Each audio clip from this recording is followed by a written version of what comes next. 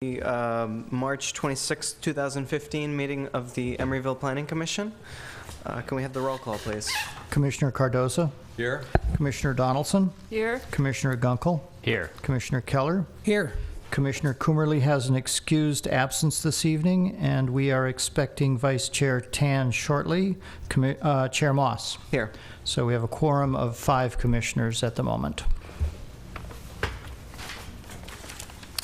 Great. The next item on our agenda is public comment. So this is a time for comments from the public on items that are not on the agenda. So if anyone would like to speak, please come forward.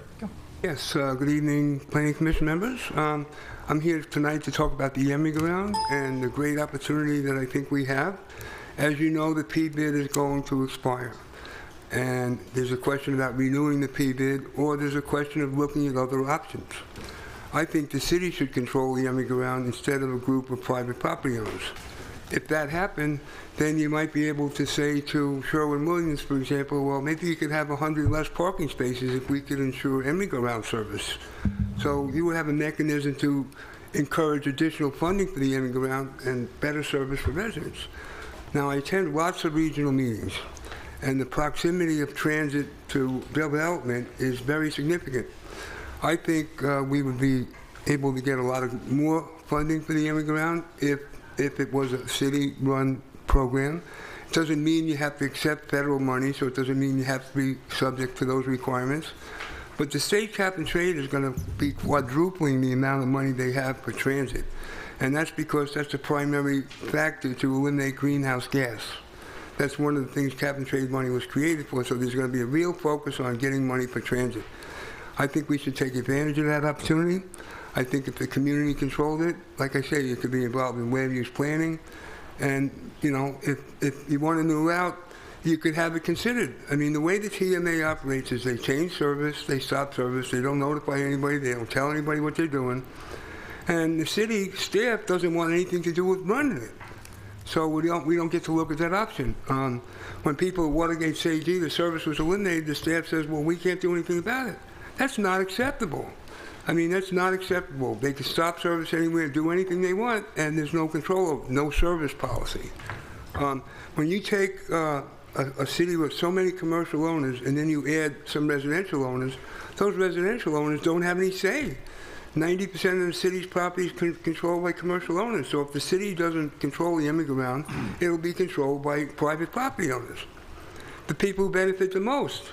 That's not the best benefit for the city, and shortchanges what we can get. Thank you. Are there any other speakers? All right, seeing none, we'll move on to the action recap. Does anyone have any comments on the action recap for the February meeting? I move approval. I'll second. Great. Any objections? Mm-hmm. Right, great, thank you. And then we will move on to the director's report. Okay, well, first let me tell you what the City Council has done since you last met. They've had 2 meetings on March 3rd and March 17th. On March 3rd, the Council approved the annual report on implementation of the general plan, including the housing element in calendar year 2014. In the section covering zoning adequate to meet the city's housing allocation, the council amended the report to note that zoning alone does not address the affordability issue or ensure that affordable units will be built. New tools are needed to address the affordability crisis. As you may recall, the commission reviewed and approved the report at your January meeting, and it has now been submitted to the state in time to meet the April 1st deadline. At the March 17th meeting, the council approved a memorandum of understanding with the Association of Bay Area Governments for a cooperative effort of all the cities and counties in the East Bay corridors from Pinole down to Union City for planning coordinated development along those corridors. Our efforts, of course, will focus on the San Pablo Avenue corridor that runs from Oakland to Pinole. Also on March 17th, the council approved a restructuring of the city's committees, eliminating some committees, adding some new ones, and combining and modifying others.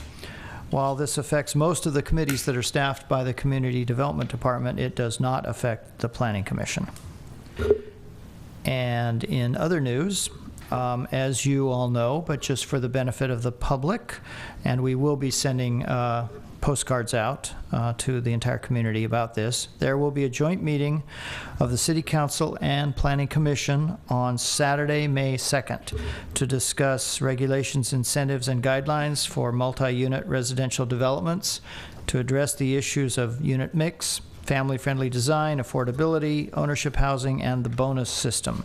The meeting will be from 10 a.m. to 2 p.m. here in the City Council chambers. Refreshments and childcare will be provided.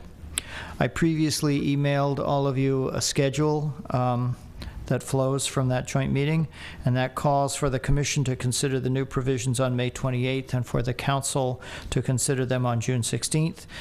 And assuming everything goes according to plan, the second reading would then be July 7th, and there would be an effective date of August 6th. So again, joint meeting, City Council, Planning Commission, Saturday, May 2nd, 10 a.m. here in the council chambers. I want to let you know that I will be at the annual American Planning Association National Planning Conference in Seattle in the latter part of April, and I will miss the April Planning Commission meeting. However, Miru will be here, and she will be in charge, so you'll be in good hands. Finally, just want to alert you all that Bike to Work Day is coming up. It will be on Thursday, May 14th. I realize that's a month and a half away, but I just want to make sure you've got it on your radar and on your calendars. A community bike ride is being planned starting at 8 a.m. here in front of City Hall. This will be a short ride up to the Energizer station up on Adeline Street and anywhere else that people feel like going, I guess. It's the details are still being worked out. But I wanted to just make sure that you save the date and put it on your calendars and look for an announcement coming out in the future. Again, Thursday, May 14th at 8 a.m. in front of City Hall. And that concludes my report. I'd be happy to respond to any questions you may have. Any questions? Do we have any answer to the state's appeal to the Supreme Court over our properties? No. April 30th, April? Oh, okay. I thought it was going to happen sometime in March, so if it's April, my mistake. Do you know? No, we just received the state's. Basically, we're still waiting for the Supreme Court to weigh in and decide whether or not they're going to take up the state's petition for cert. So. And I thought they were going to tell us by March, but if it's April, that's fine. It's probably April at this point. Yeah. Any other questions? Great, thank you.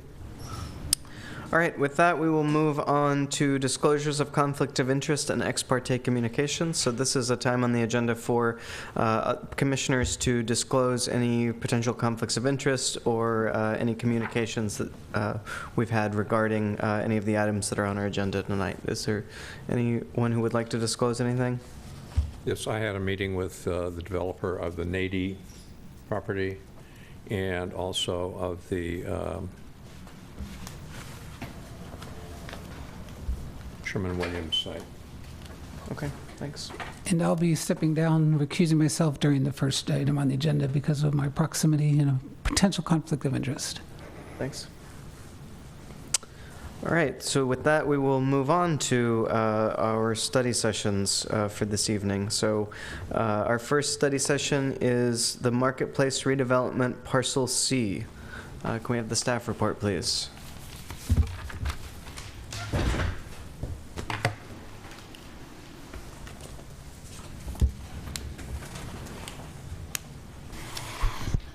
Good evening, Chairman Moss, Planning Commission. This is a study session on the Marketplace Redevelopment Project, Parcel C. The Commission has been seeing a number of study sessions on this project, and this is the proposed build-out. And just as a quick reminder of the various parcels, today we'll be talking about Parcel C. In the past, you have seen the proposal for Parcel C in conjunction with Parcel B and the realignment of the Shellmount Street. And you've been seeing study sessions individually on Parcel A, the Shellmount site building, the residential building, and Parcel D, which is the theater residential building.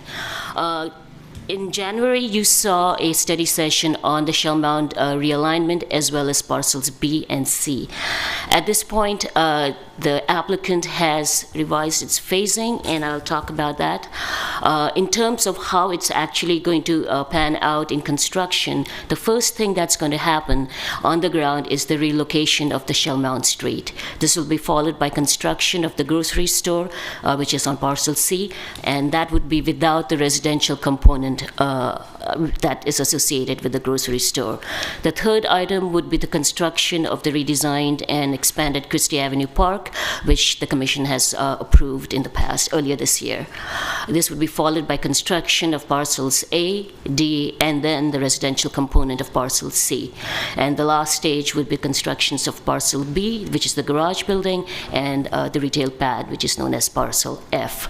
So today what we are going to be talking about is only parcel C, which is the grocery store plus residential development associated with that, as well as the realignment of the Shell Mount Street. In terms of the past study sessions, in December of 2013, you first saw the first study session on this project, and that included both parcel C and B. This was followed by another study session in December a year later, which was on the overall scheme of the proposed marketplace redevelopment project. Then in January of this year, you saw a FDP study session for parcel B and C and the realignment road.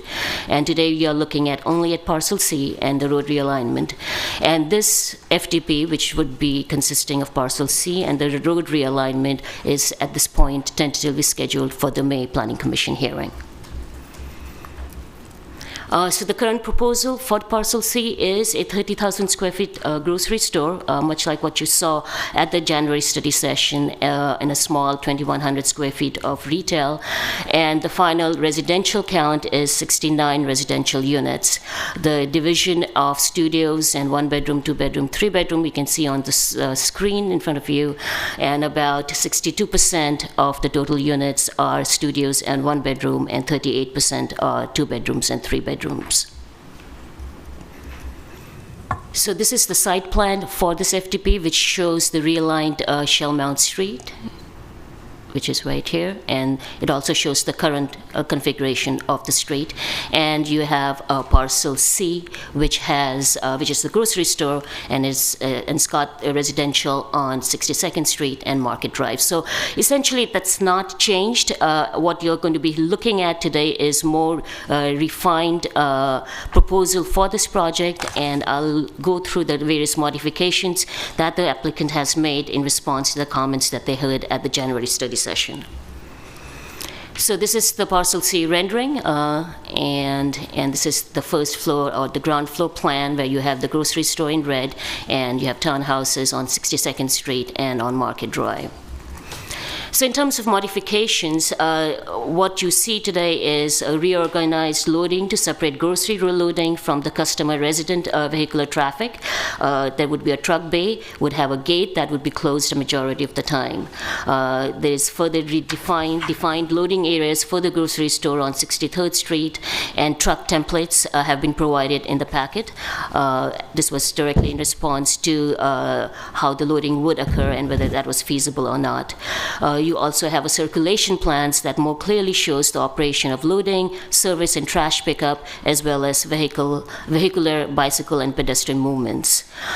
Site plans and elevations of grocery store before the residential component will be added is also provided. This was again in response to the Commission comment regarding what the building would look like between the time that the grocery store is constructed and the residential is added. More further defined unit plans have been provided, and more developed rooftop amenity area is provided, where they identify a bocce court, vegetable garden planters, a covered outdoor kitchen, and barbecue area with seating. In addition, there was a discussion on how the delivery details would work for this particular grocery store. Keep in mind, we still do not know which grocery store, which tenant of the grocery store will be going in. But in terms of delivery, this is what we have. On weekdays, it will be 3:30 a.m. to 1 p.m., and on weekends, 4 a.m. to noon. There was also a discussion last time about the backup peepers. this has been identified as a concern for the adjacent residents, regardless of where the loading dock is located. And in response, the applicant has indicated that all the residential units on the north side of Parcel C, as well as on the east, south, and west sides of Parcel D, which is the theater site, would receive noise insulation treatments that would both block the railroad noise as well as the backup beepers. Do keep in mind that adjacent or kitty corner to the grocery store, you do have the Emmy building, which is almost constructed, so that's already there. I will now hand over the presentation to Arnold, our design consultant, who has been working on this project, and he will go through his comments, which have been outlined in the staff report.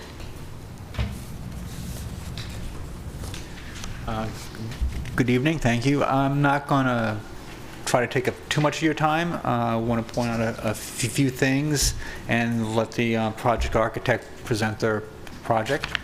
I just want to start with the current proposal, just to note, I've probably seen this in the plans. On this one, you notice it does show the double entrance point into the garage, and it does show some slight changes in the layout of the building footprint on the Shellmon side of that, and I'll move forward, and you can see it here where they have the two entry points now. So it's a little bit wider than it was before, so there's a visual effect on the street there. And also the entry into the grocery store, you see it was previously curved at that corner. Now those two things have been straightened at that corner. So we'll come back to this. And there was one more townhouse along the 62nd Street side, so they drop from like 8 to 7 on that side. The overview, this was the January study session, kind of overall massing as it faced the park. And I just wanted to point out, when you look at this one, you'll notice that the upper parking lot area, there's a few small structures there for mechanical and other types of uses for access.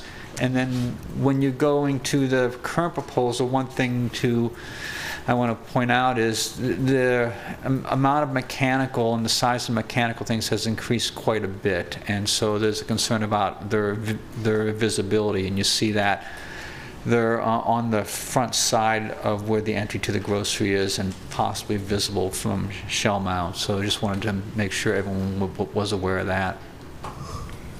This was the January study session kind of perspective, very nice perspective, and it showed kind of an intention to curve that corner so as you came down Shellmount, you get a real sort of good kind of identity to that building.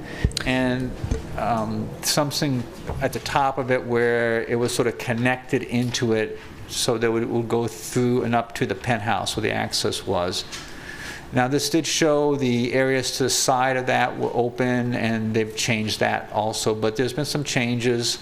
Again, this is the January. You see the roof level configuration of the access down and the ground level, and then the elevation there. And you also notice on the elevation, at the far right side of the elevation, there's a brick at the corner. Where it's at the corner facing the park also as it turns that corner. Now you notice in the current proposal, it's changed quite a bit where you're not getting that curved feature. The building's been straightened out. The identity is not quite the same, and then the penthouse features are more of separate structures on the roof. So there's a concern that maybe it's taken a slight step backwards in this area in terms of how that experience might be coming down Shellmount, and so that would be something that we just wanted to point out for your comment. Can you go back to the January proposal for a second? I just want to, okay, thanks. Okay. And that's how it is now. On the January proposal, that curved screen on the top, was that to cover mechanical or what? That was the entry. Let's go to the, if you look at the top drawing there, you see the stair and the elevators, and they had the kind of the facade kind of continue up to sort of contain that on the outside, whereas on the current version, it's sort of a setback penthouse.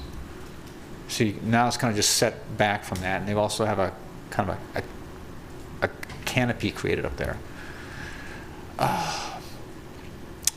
This is just the elevation that's currently proposed, and the shaded areas up top, you can see where those mechanical spaces on the kind of almost at the center, and then the access point towards a little more to the right. And again, you can see in section where those things occur and the relative height of those elements. So that element seems fairly tall, so that's part of the concern also. Okay.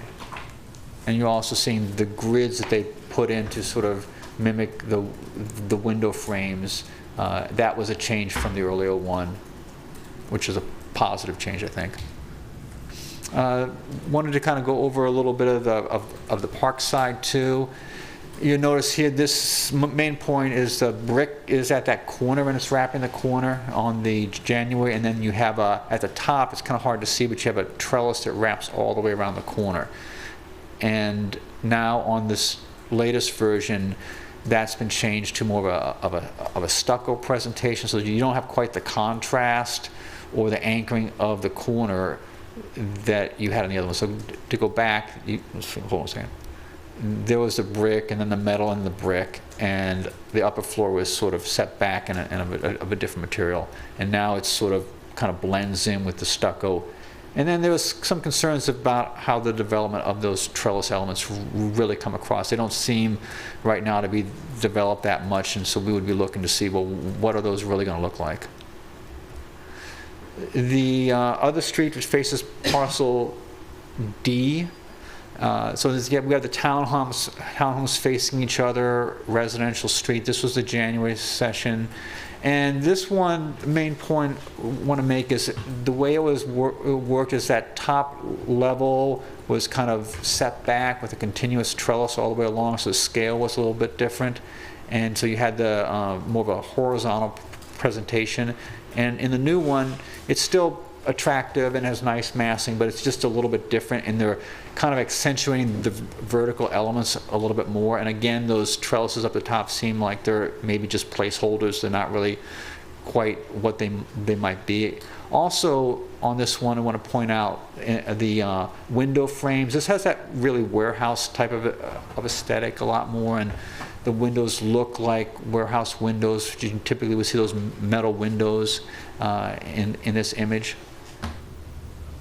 And of course, here's just the elevation. You see the pictures that go with it. They're showing some kind of typical window frames that you might see in that type of building. Could you flip that elevation back to the January just quickly? Yeah. That one. Okay, thank you. Yeah. Yeah, I just want. Yeah, I know it's a lot to. Okay, so I'll go back. So then, this is the current version. Is the plan the same, or do the floor plans change too?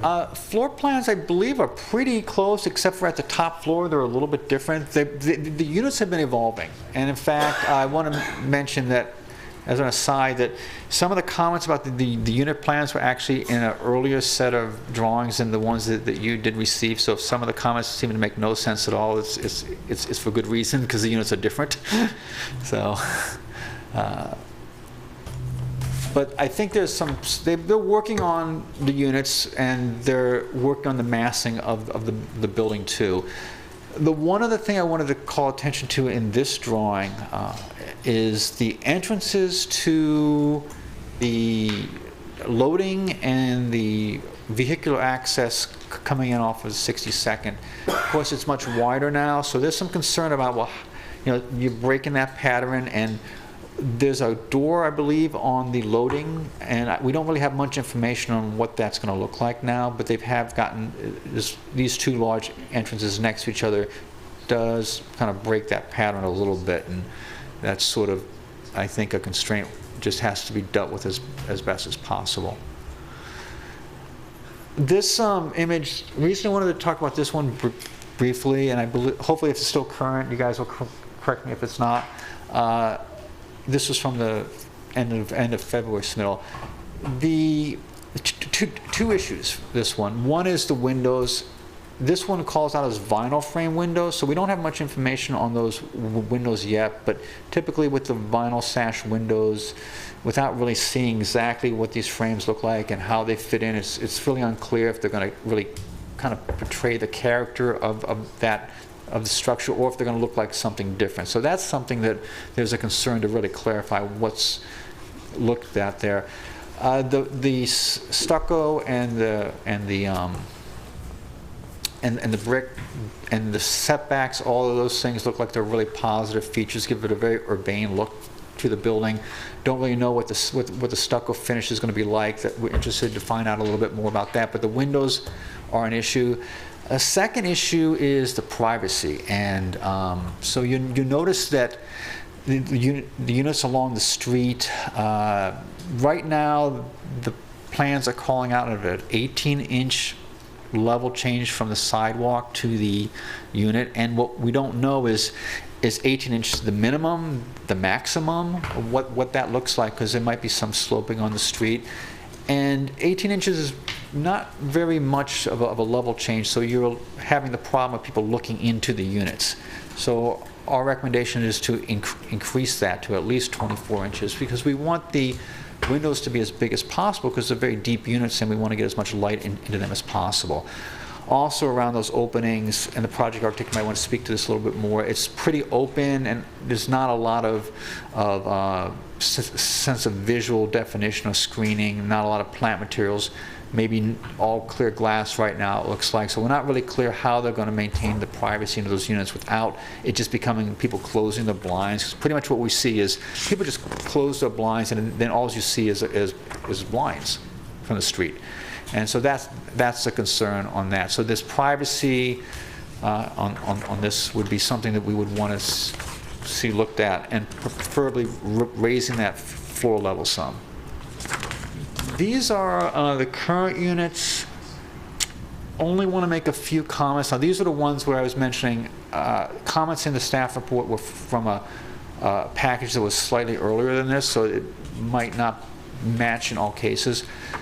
A little bit of a concern on some of the units that are, let's see, these are one-bedroom units. I really don't want to look at those. So these units are mixed up, but on the two-bedroom units, there's a concern about the table and the living area not quite being big enough to really function for a family. So you see that you have a sofa, and then you have a small table in there, and those dimensions are really tight to actually, get more people in that unit. And you might want to notice that, how little space. It's a pretty big unit, but how little space is actually ends up being in the living and dining. It's only about less than a quarter of the unit, like around 20% of the unit on the 2B example. So that's kind of a struggle point, and at least with those units, I believe they occur facing the park. There may be opportunities to modify that, maybe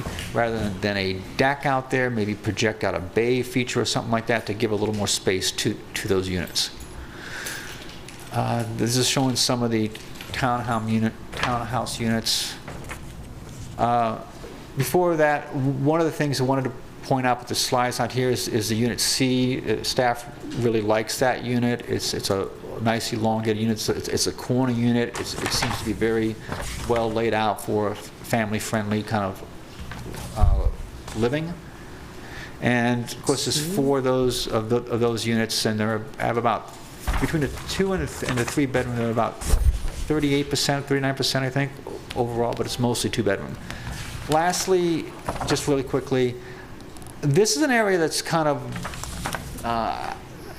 there's not much information on this first phase and how this is really going to work. We have a parking area on the back of the grocery store, and we have a loading dock and the garage entry.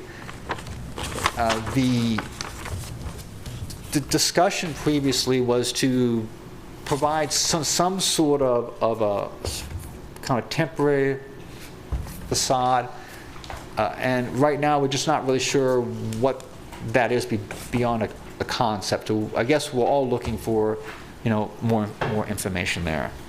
I think that's as much as I thought would be useful to say, unless you have any questions for me.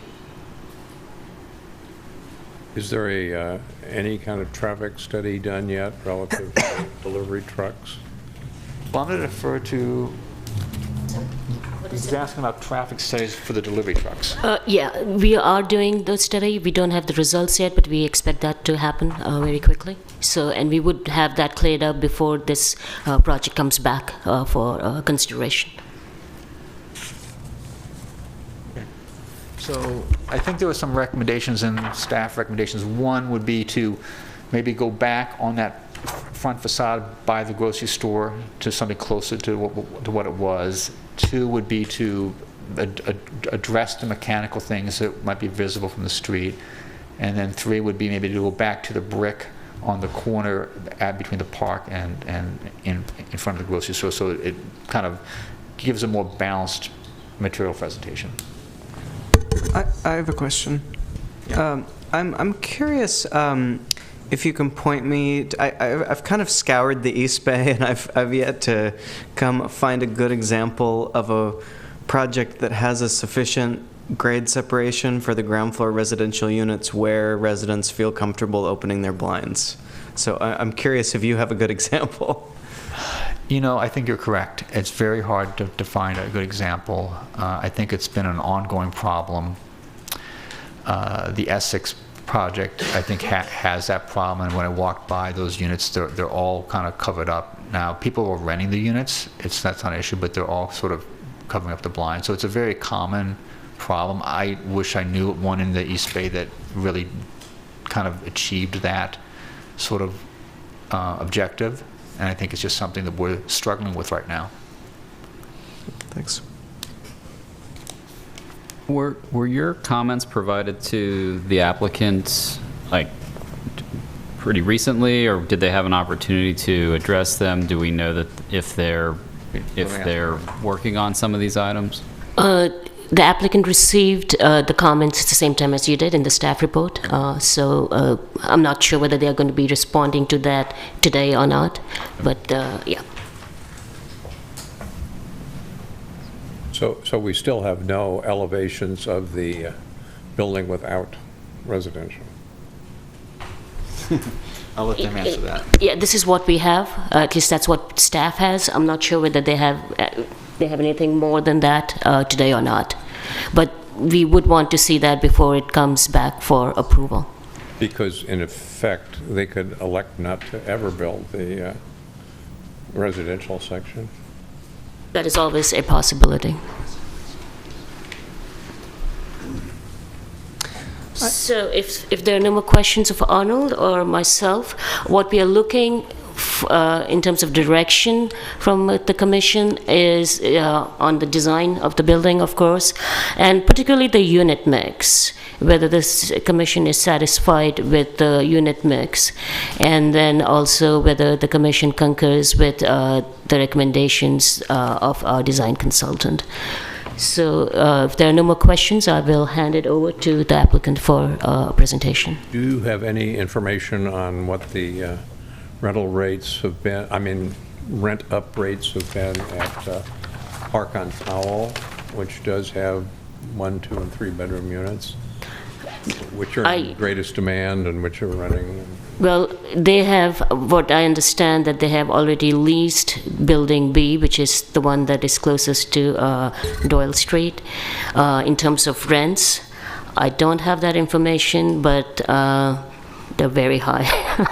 No, but are there a lot of 2 and 3 bedroom units? On that building, yes, there are a lot of 2 bedrooms. But again, the majority is 1 bedroom and studios. Something related to that, I talked to the leasing person at the Essex building, and they said that they're renting the 2 bedrooms are going very fast, especially the corner units, and then the townhomes on the first floor rented up very, very quickly. And also they said they're not getting a lot of people with older children, but they are getting families with young children, for whatever that's worth. I have one more question for you. The ground floor units have 2 points of access. They have the front door on the street, and they have a rear door from a corridor. Yes. If that corridor access was eliminated, would all of the units, those ground floor units, would they all have to have level entries for? I mean, or how would the accessibility, I guess, requirements work? Well, I'll let the project architect give you their take on it, but my understanding, talking to the city's code consultant, is that for two-level units, the requirement is a 10% accessibility for two-level units where they're served by an elevator floor. So I would think in this case they would have to have some sort of accessibility for wheelchair on some of those units, but the architect may have a different take on how that should be interpreted. Okay. The ADA requirements. Okay, all right, thank you. All right, with that, I think we'll invite the applicant up.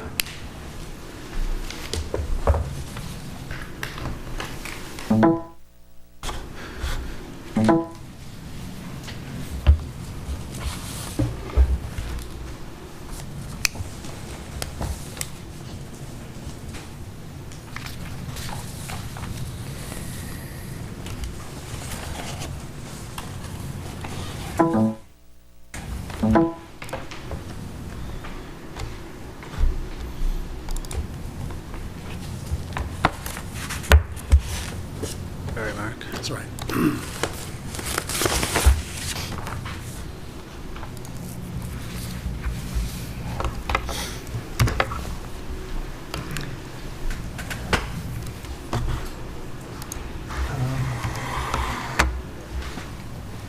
Good evening, Commissioners. It's nice to be back in front of you again.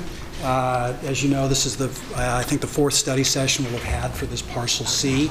It's been a very good process, and I think it's helped us develop a project that has improved and has continued to meet the needs and the requirements of the community.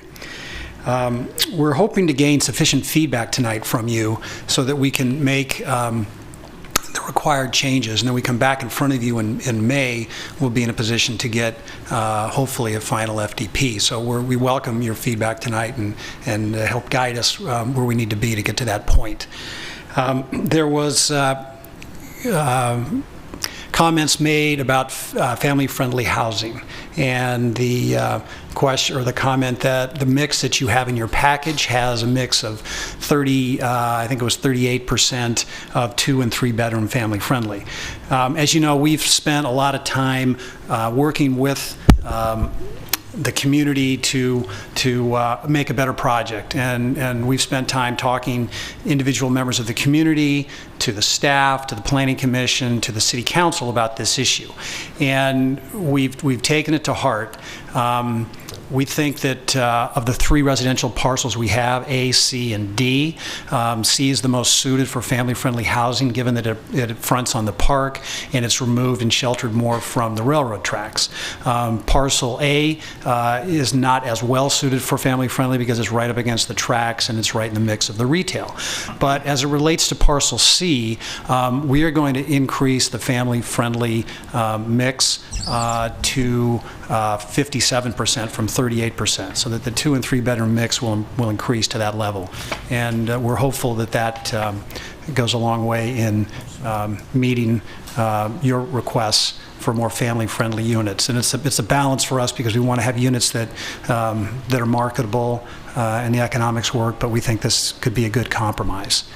And then you'll see that later in the presentation from our architect in terms of how that mix might look.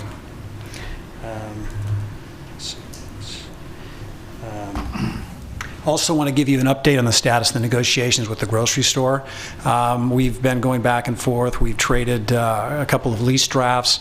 They've asked us not to announce who they are until we have the lease finalized, but we're very, very close.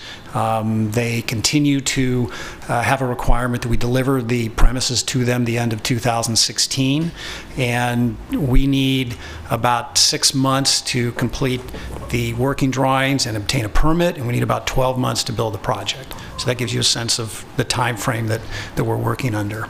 And then lastly, I'd like to address a comment that was made with regard to the delivery trucks and the backup beepers.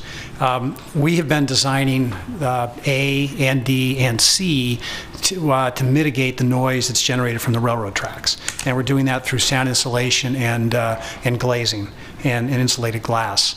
And we reached out to 2 different acoustic consultants to ask them how we would treat the buildings for mitigating the backup beepers from the delivery trucks.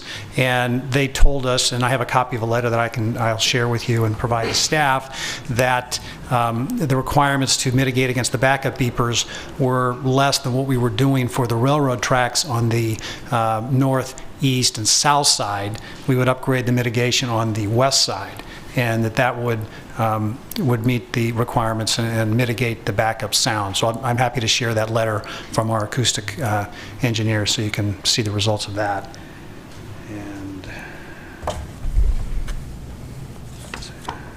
And then as it relates to the Emmy building, which is already built, my guess is because it was built within the last 2 years and that east side of that building faced the railroad tracks, that they had most likely put in the same sound insulation in their windows and doors that we're planning to do.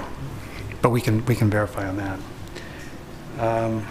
That's all I have right now, and for that I'd like to have Aaron run through the project with you, and if you have any questions, please don't hesitate to ask us. Thanks. It's nice to see you again. Clearly, you're familiar with the project as a whole, and I think, like Arnold, we'd like to just focus on what's different, how have we reacted. Right out of the gates, Commissioner Gunkel, we work constantly, so there are things in tonight's presentation that are not in your package and staff hasn't seen, and it's constantly reacting, and even the comment about family-friendly housing is as recent as 24 hours, and so we're working through what we can while retaining the basic tenets of the building, what we think is already successful. Where we're going is clearly this is the first big step towards creating a cohesive urban neighborhood that has all the pluses and challenges of an urban neighborhood.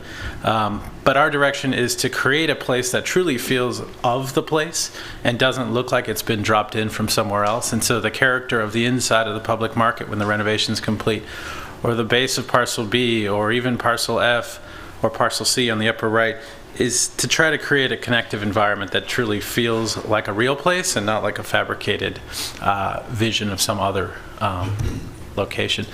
The project, of course, has been going for a while, so the PDP approval dates to 2008. Mark and his team got involved a couple of years ago.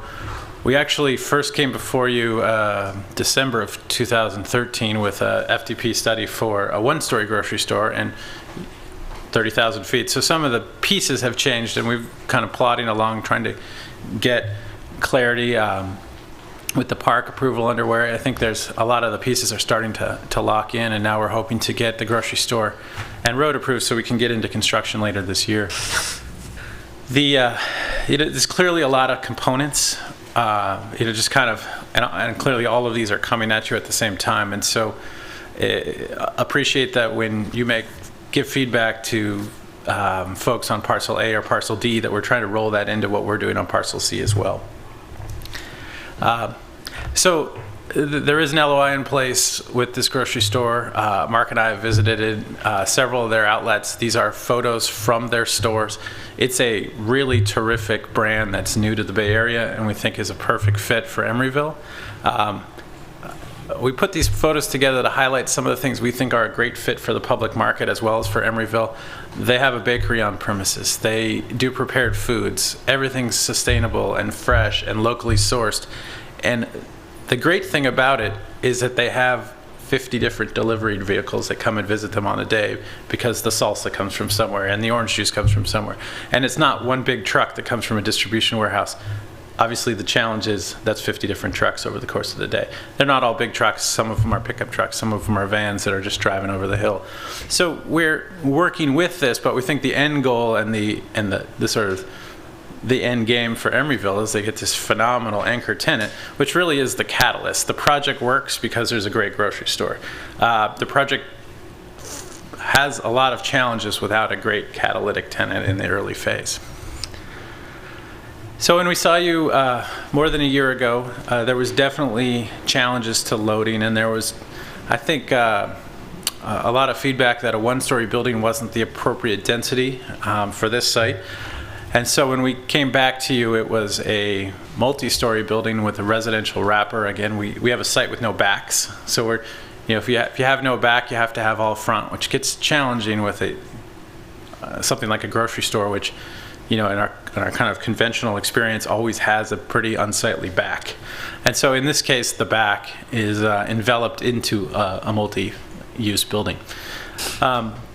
Some great feedback we got in January, which was, what is an appropriate family-friendly mix?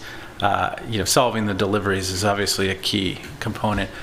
There were certainly comments that the rendering at the bottom of the screen from January looked too much like a ballpark, or a parking garage looked too much like a parking garage, and that is the challenge. So a lot of our work has been, well, how do you make it look like a warehouse building or like a building that made sense in a place that has an industrial heritage and yet isn't an industrial building and isn't overly nostalgic.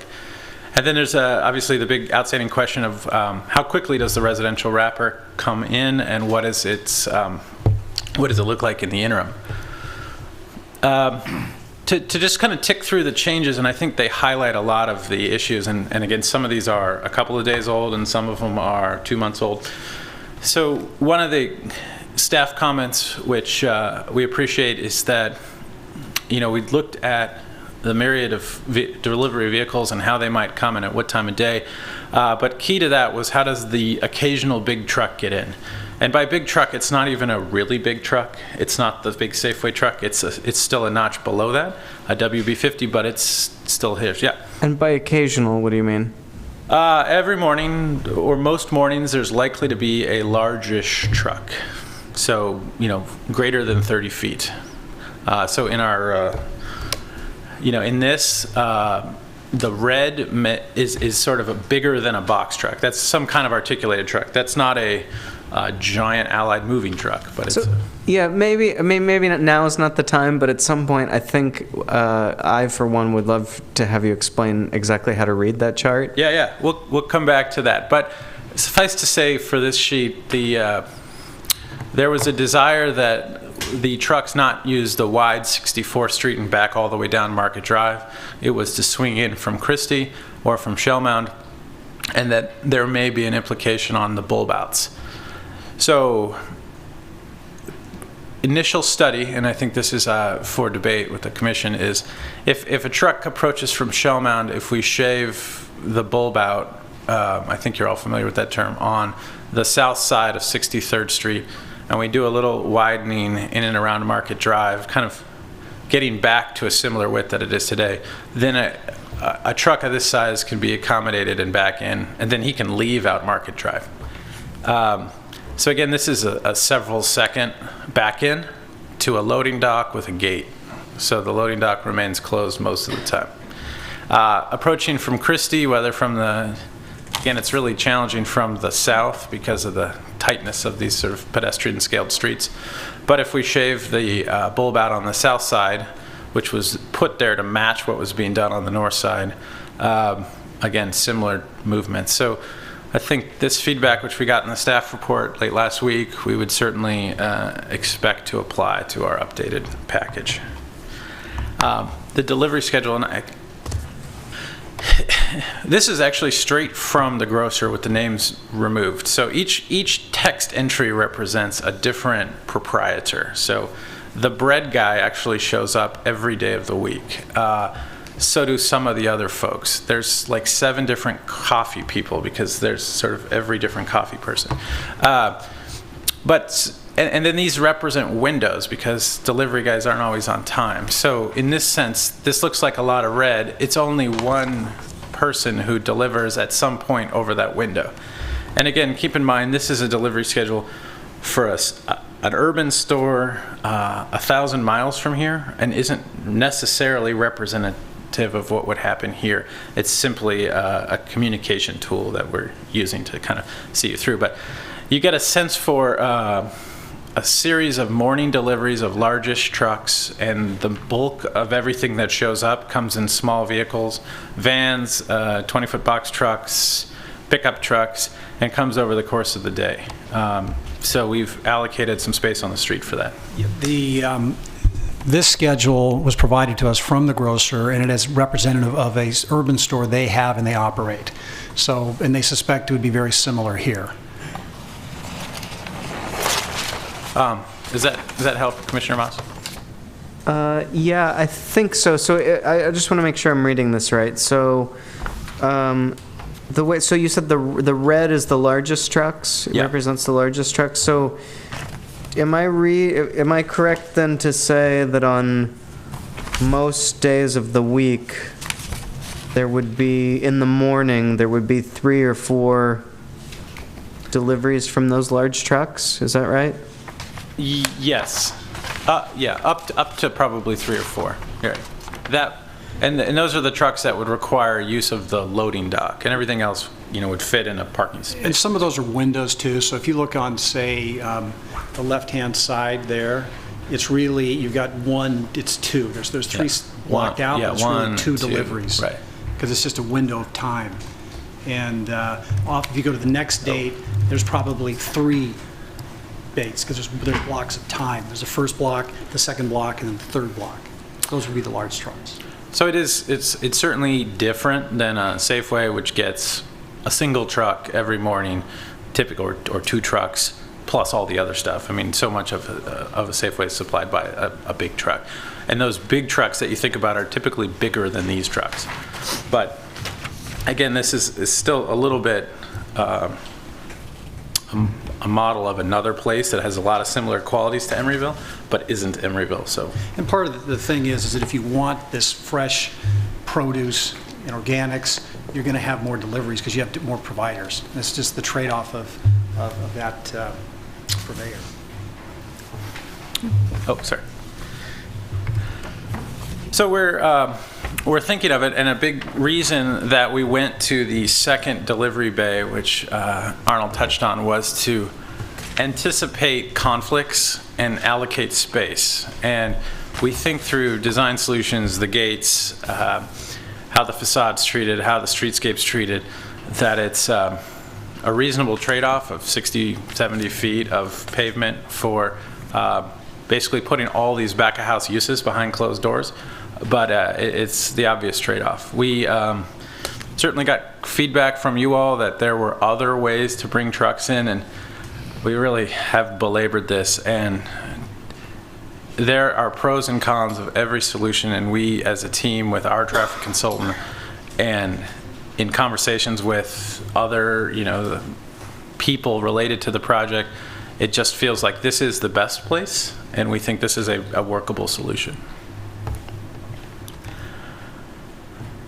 Total change of gears, and in fact, a big reason why we go to great pains to bury trucks and service and trash deep into a building is that this is a phenomenal opportunity to bring family-friendly living to Emeryville. As a young family with a 1-year-old who lives 3 miles from here, and my kid loves to swing at Doyle Hollis, there's a lot of Emeryville that's not suitable for us because there aren't the amenities that we're now going to have because of the Christie Park expansion. So again, the Essex building is a great beneficiary of this park, and Parcel C, to a large extent, is really the front and center on this great park. And so what we've done is we've oriented our family-friendly units, the 2 and 3 bedroom units, to the park to make sure that there is that connection and it's an easy way out. And so the bulk of what is seen here in the lower rendering are the more family-friendly geared units. Another question, and certainly there's been a lot of dialogue offline with staff and Arnold and others about how do you design more family-friendly units and what does it mean to have a family-friendly unit versus a a 3-bedroom that's really great for a bunch of college kids. And frankly, what you do for a family is what anybody else would really enjoy too. There's a spacious vestibule that's big enough for a stroller. There's washer dryer. They tend to be, if they can be side by side, great, because there's more room. Living, dining, kitchen works. There's places to do homework. And so a lot of the revisions to our plans have been to incorporate these features at each step. Now, it's still urban living, and there are still some trade-offs that one makes to live in an urban setting that's different from a suburban house. But in large part, we think that the kinds of units and the space we're allocating and the dimensions we're providing are giving the potential for that. And then, how do you translate that outward?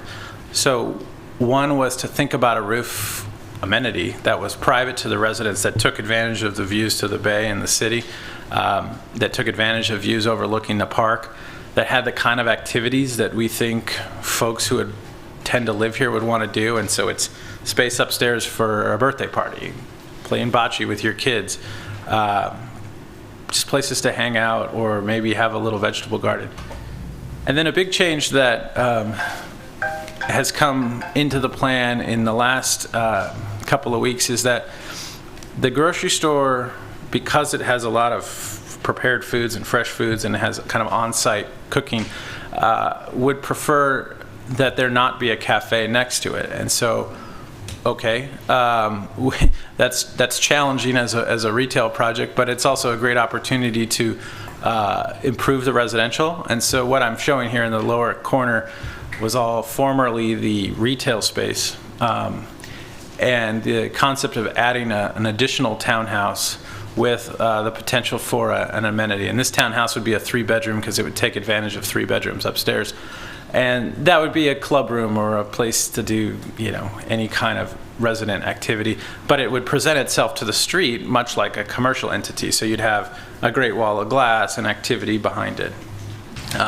So this is not in your packet. This is literally the last couple weeks. We've added a unit to some unit counts. We'll show you where we've changed it. But generally, we went from 69 to 70 units with the addition of another 3-bedroom. And we should probably add in with the change that we said we would make to increase the family-friendly housing, the unit count then drops, I think it's to 65. All within the same envelope and basically the same exterior appearance that you have in front of you. We took a lot of feedback from January and other meetings around that same time that it was looking like a parking garage. And so one of the things we've taken a stride at is looking around Emeryville. Emory Tech does it well. We think we can do it a little bit differently. But to create a kind of a simple articulated facade that gets away from the typical proportions of a parking garage. Because the problem with a parking garage, it looks like a parking garage because it's very efficient. So if you take strides to change the proportions of openings and use materials in a way that doesn't look like a parking garage, it's really getting in and changing the proportions. And so that's one of the things we're trying to do. We also felt like more blue sky at the end of Shell Mound was helpful, and so we shifted the staircase. It also helped with the operations of the grocery store. And then it also helps us do kind of a Shell Mound door to the grocery store, the circulation, and the plaza door to the grocery store. And a little bit of that is evident above. I think Arnold's comments on the mechanical enclosure are appropriate. We were being conservative, and we made this extra tall to protect views from the neighboring offices, but we can certainly continue to refine how it presents itself from the street. In terms of what the back looks like in the interim, the objective is to deliver the shell of the grocery store to the grocer in January of 2017, allowing them enough time to fit out the inside and to commence work on the residential component within 6 months of that. So here they're showing, it's kind of showing a handoff. So you'd effectively go right into construction as soon as you got a temporary C of O on the grocery store. And if that's the case, we feel like there's really no need to dress it up because it's a pretty straightforward build out to frame up a stick residential wrapper.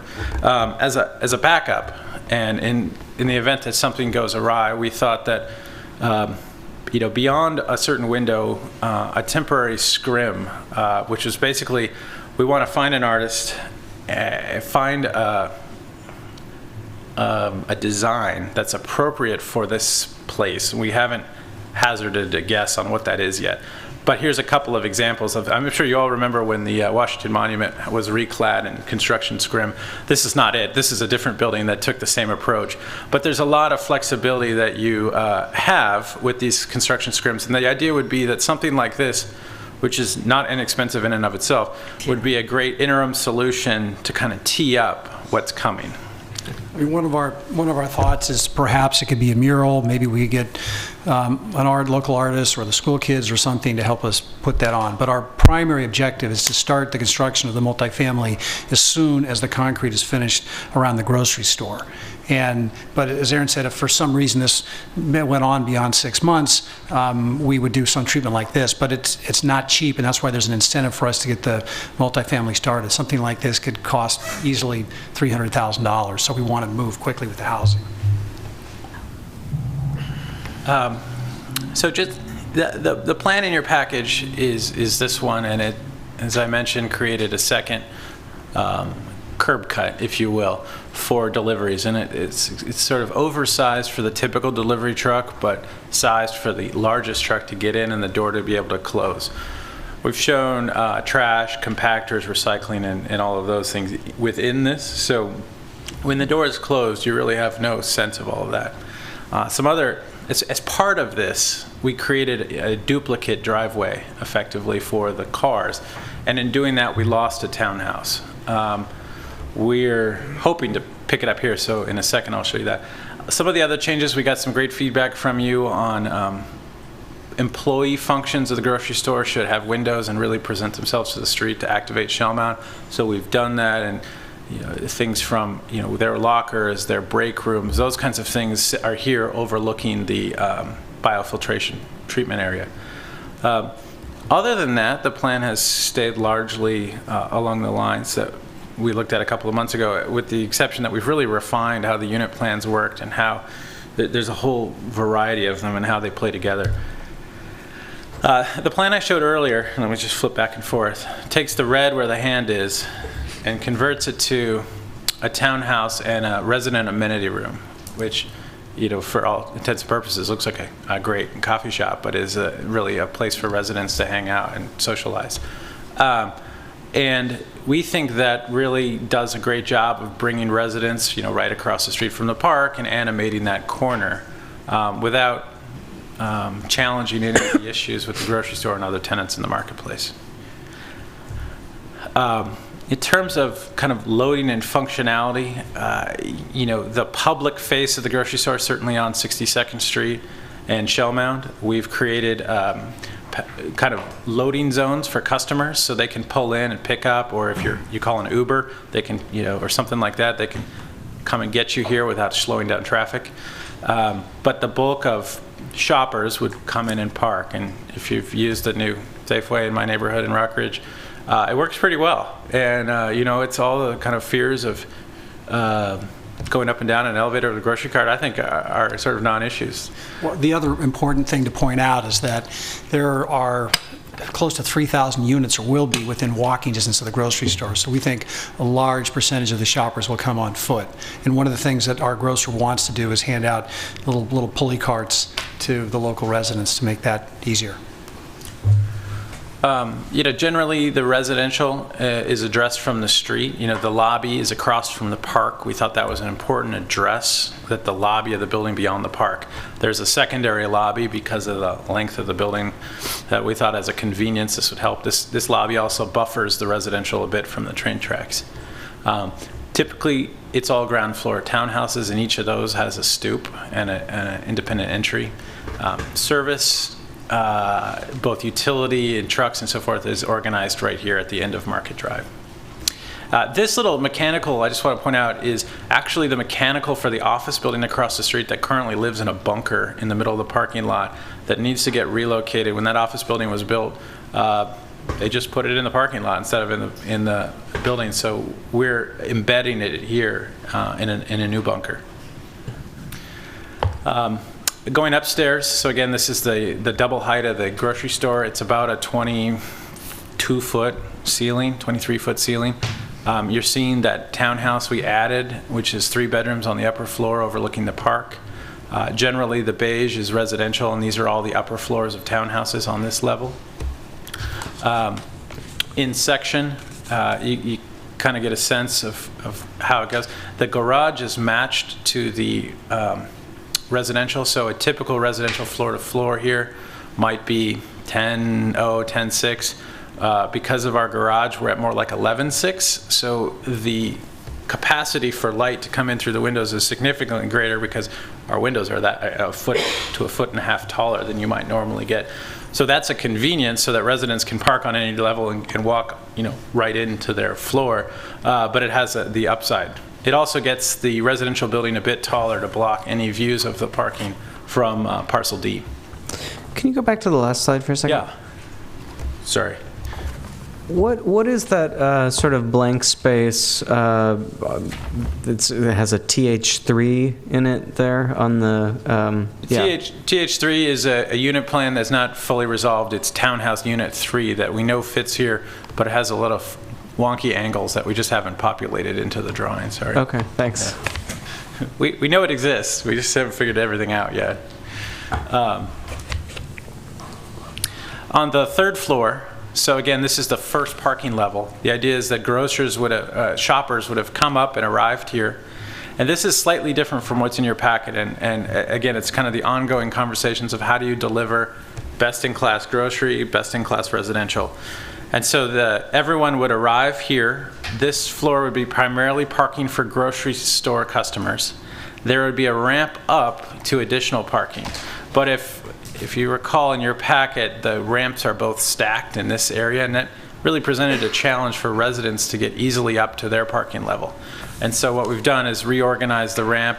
It cost us about a dozen parking spaces, but it's made a much more efficient vehicular circulation for residents and a number of office workers who will work across the street and park here. These are all flats, so all apartments. And then there's kind of nominal back of house space.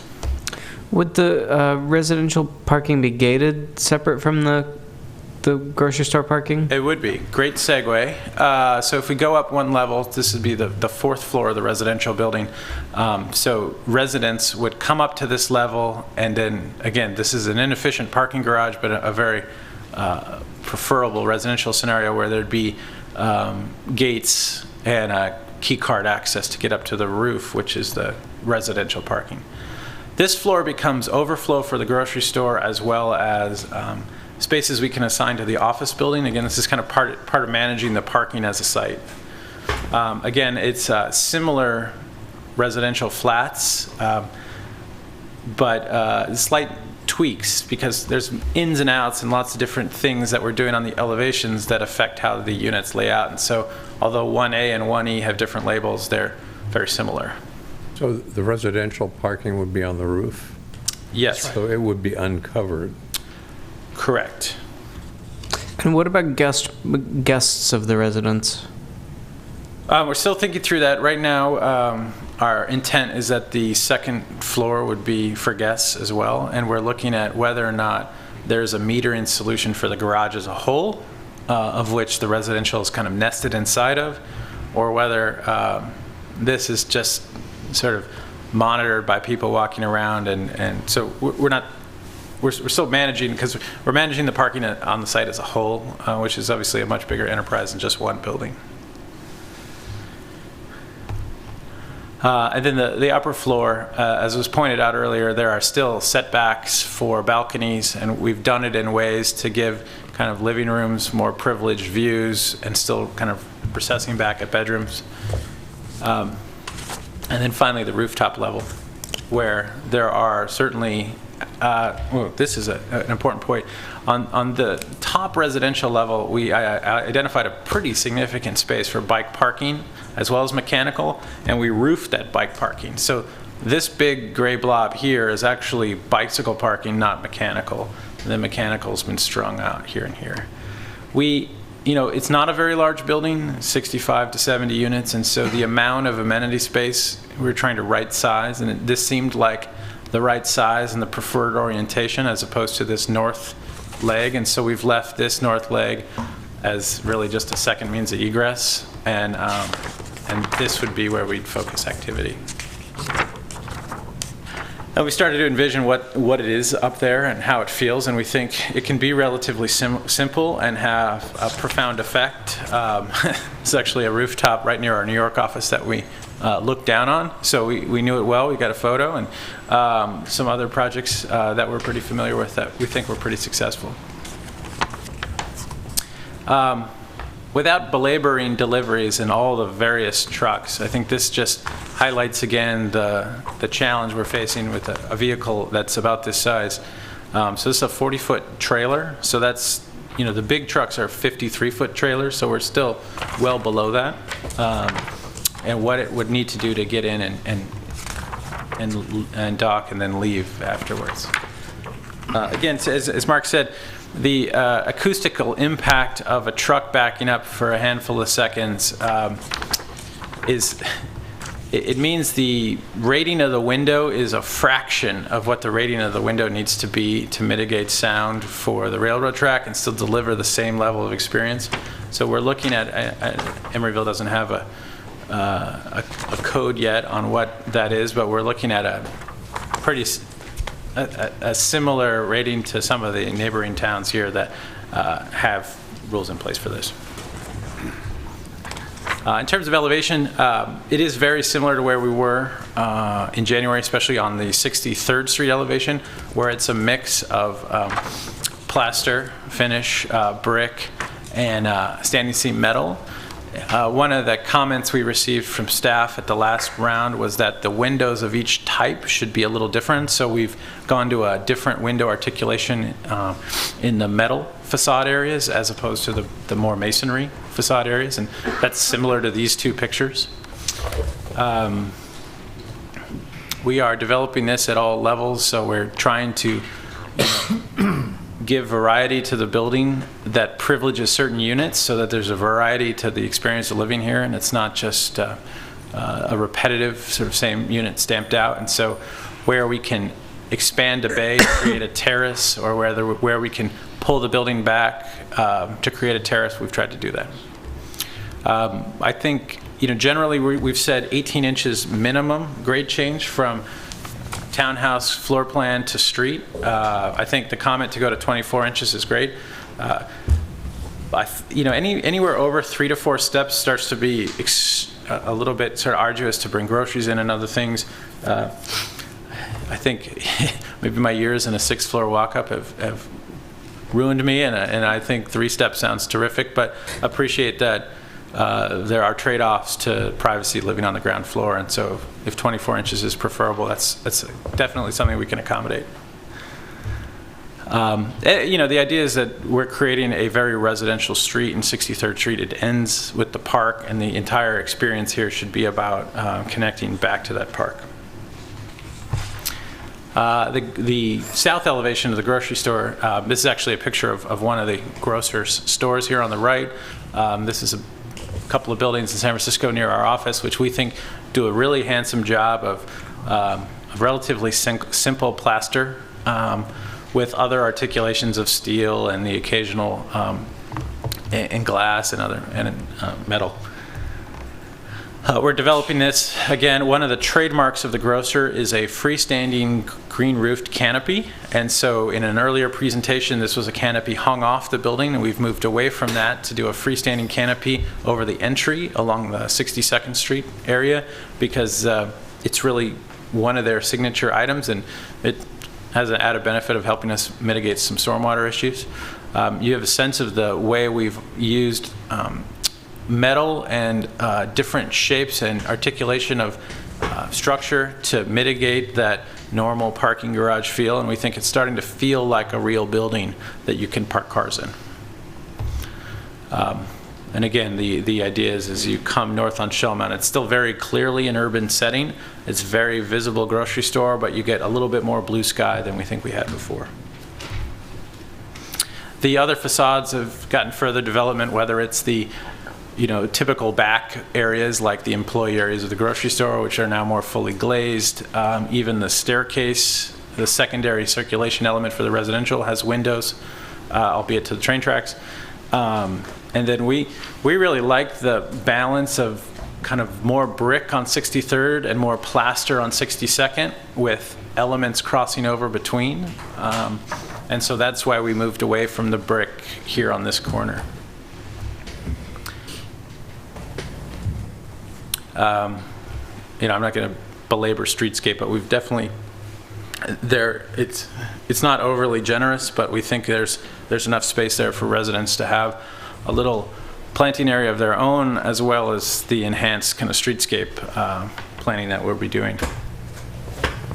So again, in the event that the residential building is not immediately green lighted, the idea would be to put the curb in place so that it feels finished on 63rd Street, and that we would then kind of break through the curb.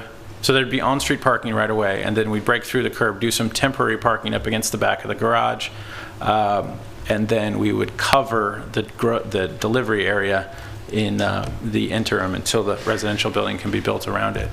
And so these are crude. We didn't want to get into what the mural might be, but everything hatched would be under the mural, and you can see the doors to the loading areas are already in place, and here they are built out. So the intention is to conceal all the things that are meant to be concealed right up front, and then cloak this thing in a very fun, whimsical, appropriate kind of scrim, and we'd expect to come back and review that as part of our larger signage package anyway. But the intent is to start the residential as soon as the retail's finished. That's what our plan is. This would be a backup plan if for some reason the economy fell apart. Just a little bit on Unimix. So I think the package you have is the top mix, which has a mix of studios, 1s, 2s, and 3s, and that's around 38% family-friendly, if we say that family-friendly units are 2 and 3 bedrooms. The version I presented today, which had that additional 3-bedroom townhouse, is substantially the same, 38, 39%. Those family-friendly units tend to be more park-facing. The mix is, again, so the ground floors are pinkish because they're townhouses. The upper floors are bluish because there's flats. We've used corners for 3 bedrooms.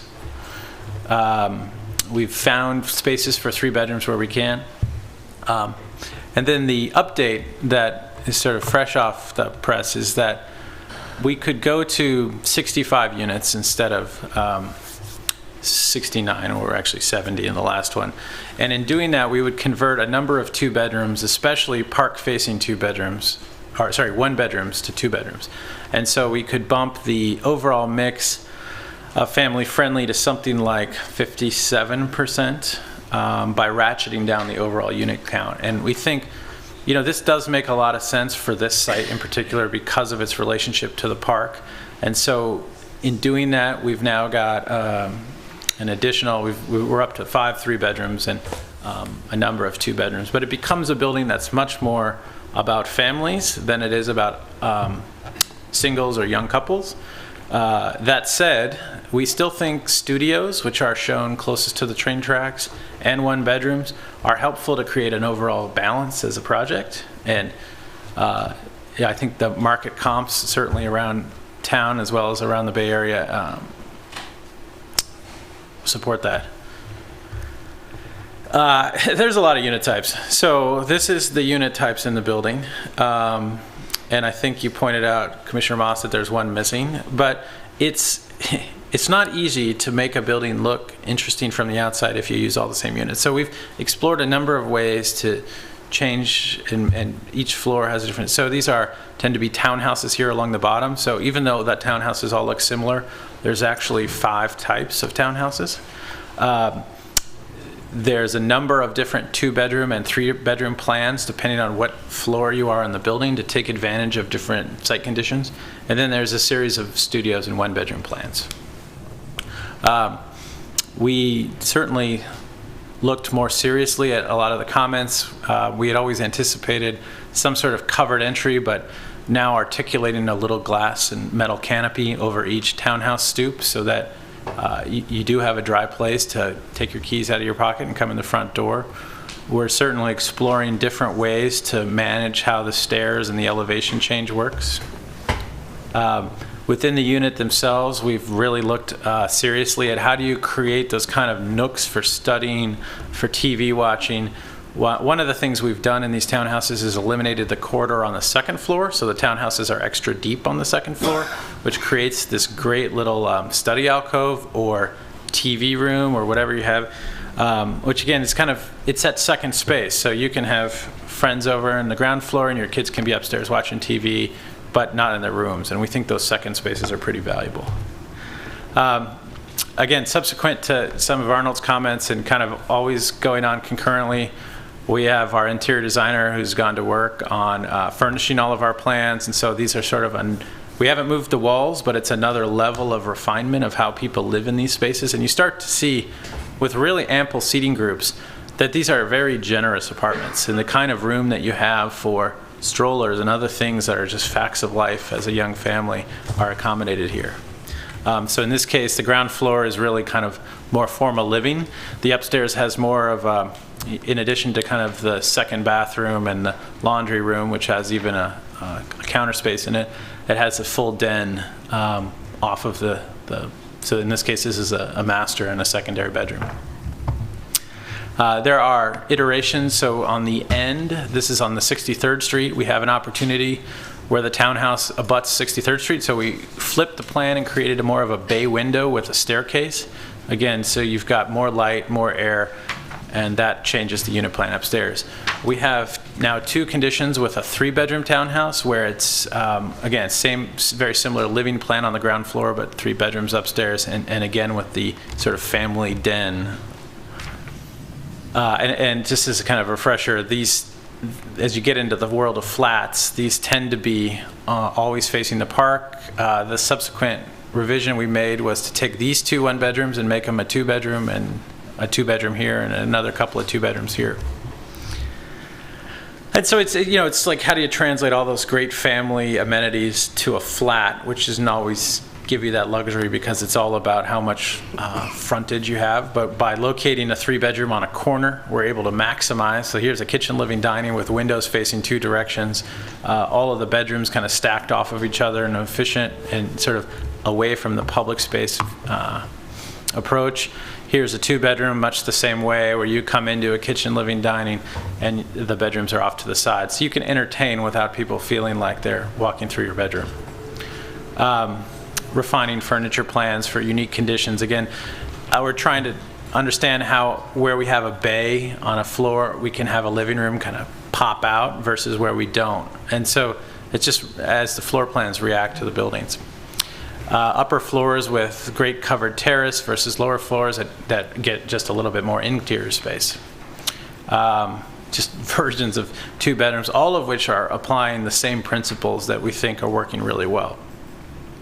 So without kind of belaboring all that, I just kind of want to come back to the schedule and to say that our hope is to really get into the ground on the street later this year, and then to go full blast on the grocery store at the start of next year so that we can hand it off and follow quickly after with the residential. Meanwhile, there's other projects on your docket, whether it's Parcel A or Parcel D, and the hope is that all of these are into construction sooner than later.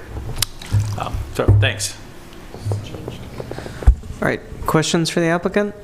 Do you have any knowledge of any soil problems on this site? Yeah, the site sits within a deed restriction, as does the road, and we have a pretty open dialogue with DTSC and have been working through the implications of putting these uses on this site. It was always anticipated in the PDP, and it's an ongoing process, whether it's the park or Parcel A or Parcel B. So a big reason this is an all above grade scheme is that going down is expensive and challenging, which Essex certainly figured out the hard way. Where are you in the process of the traffic study? We have delivered everything, and I believe they're working. We should be getting the first draft of the traffic study on Monday. I see that we are still working on the circulation itself, so, probably all that will have to be sorted out before the project comes for any kind of approvals. That include the delivery issues? Yes, so we are constantly getting the updated information, so, we'll make sure that the most, as much information that they can give us, that will be examined. This delivery option is with them. The only change that they wouldn't have seen was the upper floor parking circulation, so. And Miru, the traffic study is for, does it take into account the entire development and proposed or projected truck trips for the retail areas, the other parcels? Right, so the traffic study is also being done for parcels A and D. Okay. And it's the same consultant, obviously Fair and Pierce is doing that. So they will be taking into consideration the whole project and not just parcel C. Yeah. And they looked at this about a year ago when we first came back. So this is really just an update to the report they've already done. But it's not a single study for the project, is it? No. Just to clarify that, the study they're doing now is just for parcel C and B, I believe, right? It takes into account the other parcels, but it's not a study of the entire Marketplace PUD. We're doing separate traffic studies for parcel A and for parcel D, which also will take into account the other parcels. Okay, then that leads me to another question then for,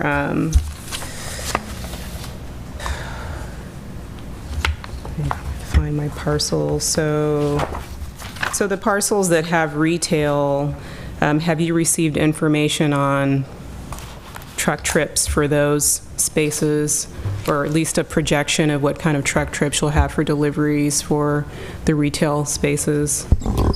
I don't believe we have.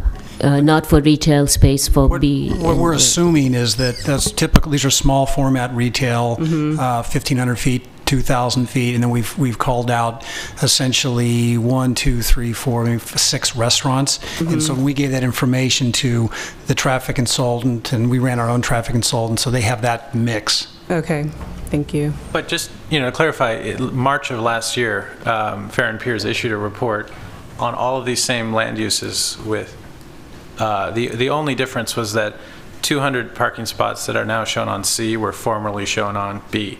So they're studying the same thing over. It's just a refinement to get the nuances. And they've given us a lot of feedback already, like, adjust this curb to accommodate the FedEx truck to deliver to the residential. Right. So it's, you're seeing the benefit of a lot of that, and there's certainly a refinement coming.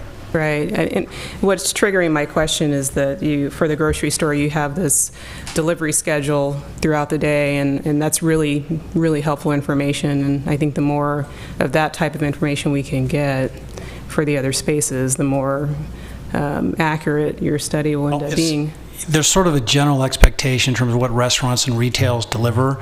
We've not leased any of the space, and we're not going to be able to till it's built, but there's a general delivery schedule. Most of the smaller spaces will have FedEx and UPS, and we're parcel B, they'll all be loaded from the back. So it won't be street. We've got a loading access for that, so we're dealing with that. The loading for the existing retail happens along actually Marketplace, the back there. So but the consultants deal with that, and I think they understand the typical delivery patterns for this type of retail and restaurant use. So this is a study session for the FDP for parcel C and Shell Mound. Correct. So parcel C and the realignment of the street. And by the realignment of the street, I saw there's a bunch of drawings in the back that sort of get into Shell Mound striping and bike lanes, and all of that's part of this. Is that correct? Yes, that is correct. Now, what about the plaza, what's been called the plaza, the area between the public market in parcel C. Is that part of this? It is part of this FTP, correct.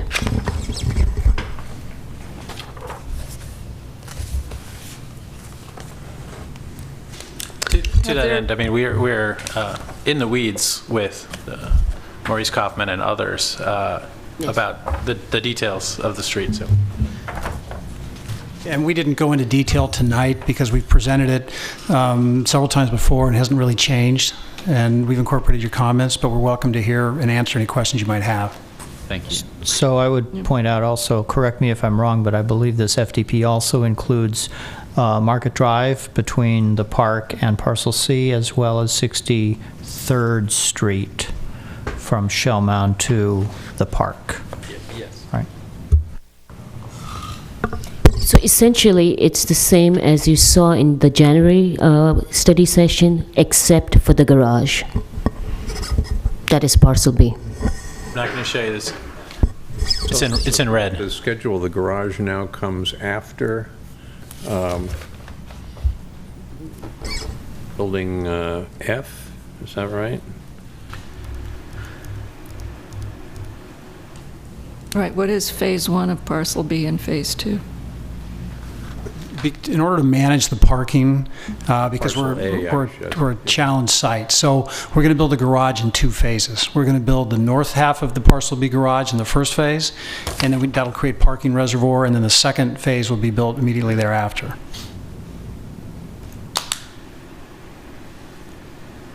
But you'll be doing away with the existing parking lot for Parcel A before the garage building is completed?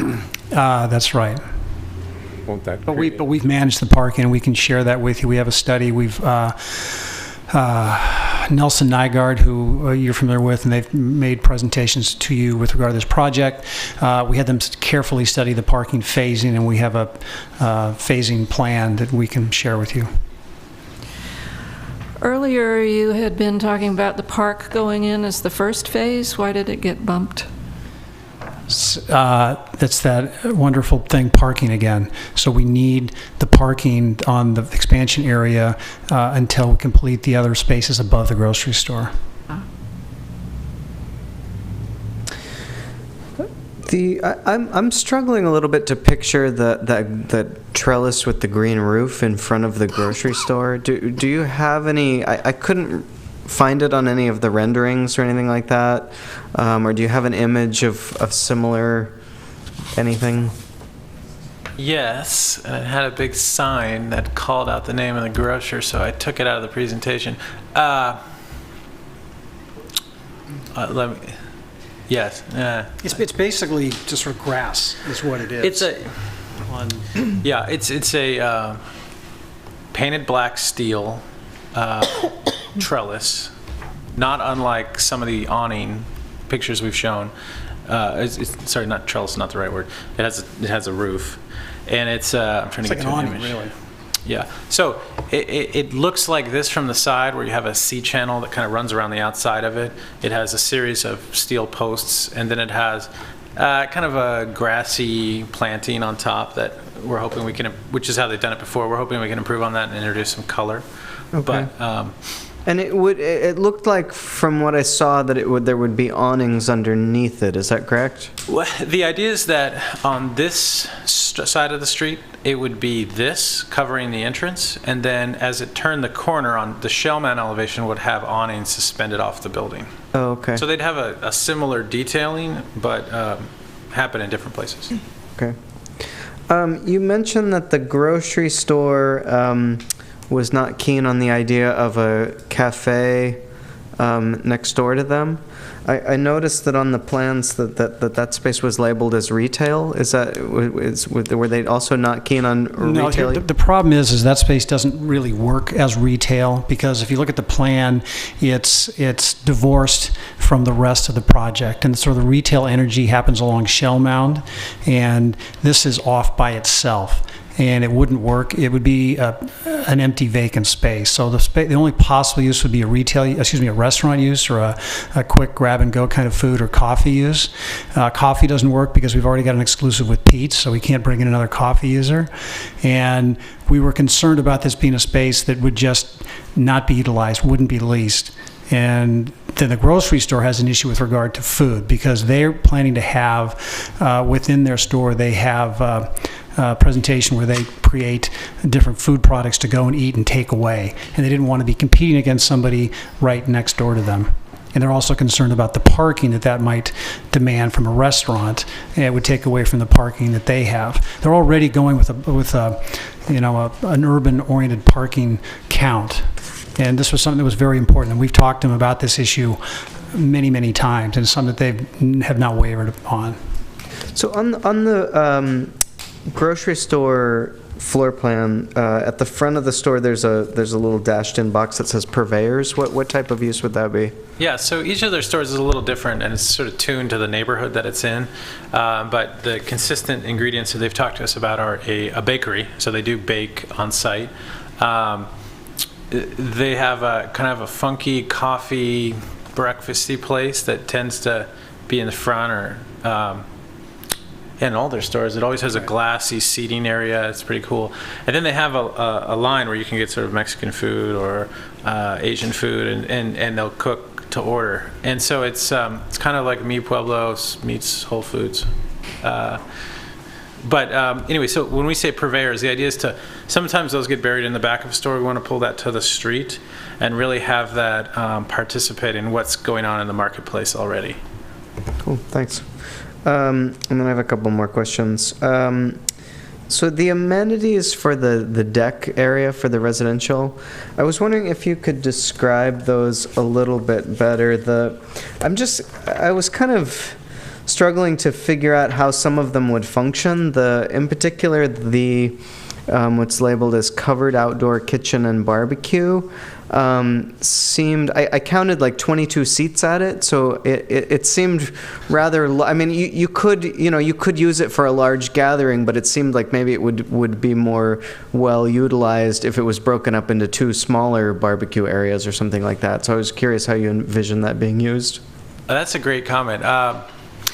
Yeah, our experience is that they are really popular with birthday parties for kids of all ages, and grown-ups too. But I think your comment on scale is a good one, and we could certainly balance that. I don't think there was, we were sort of drawing something that felt pretty good in terms of picking up the space, and it got to be 22 seats, and we probably didn't step back and think about that enough. But at any rate, the idea was to zone the plan in a way that you had a kind of more adulty area with a more sort of family area, and then kind of kids of all ages area. But these things get colonized all different ways. I was also a little concerned perhaps about especially if we're going to be increasing the number of larger bedroom, units with more bedrooms and larger units with the goal of having more families in this location. I was a little bit concerned about the fire table and whether that might, was safe for children, or, I've never seen one of those in this kind of environment, so.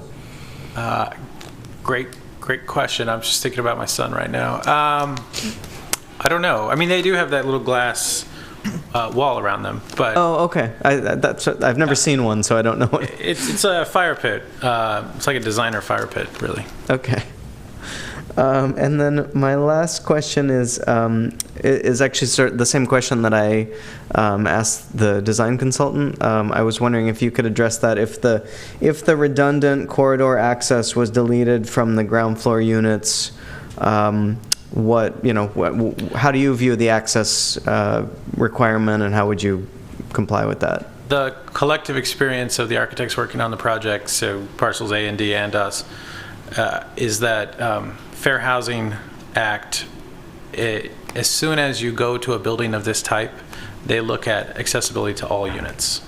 So even though 10% is the normal rule, they end up knocking you for all of them. And so the prudent thing to do is provide that as a matter of course, and then design to invite people in the front door off the street.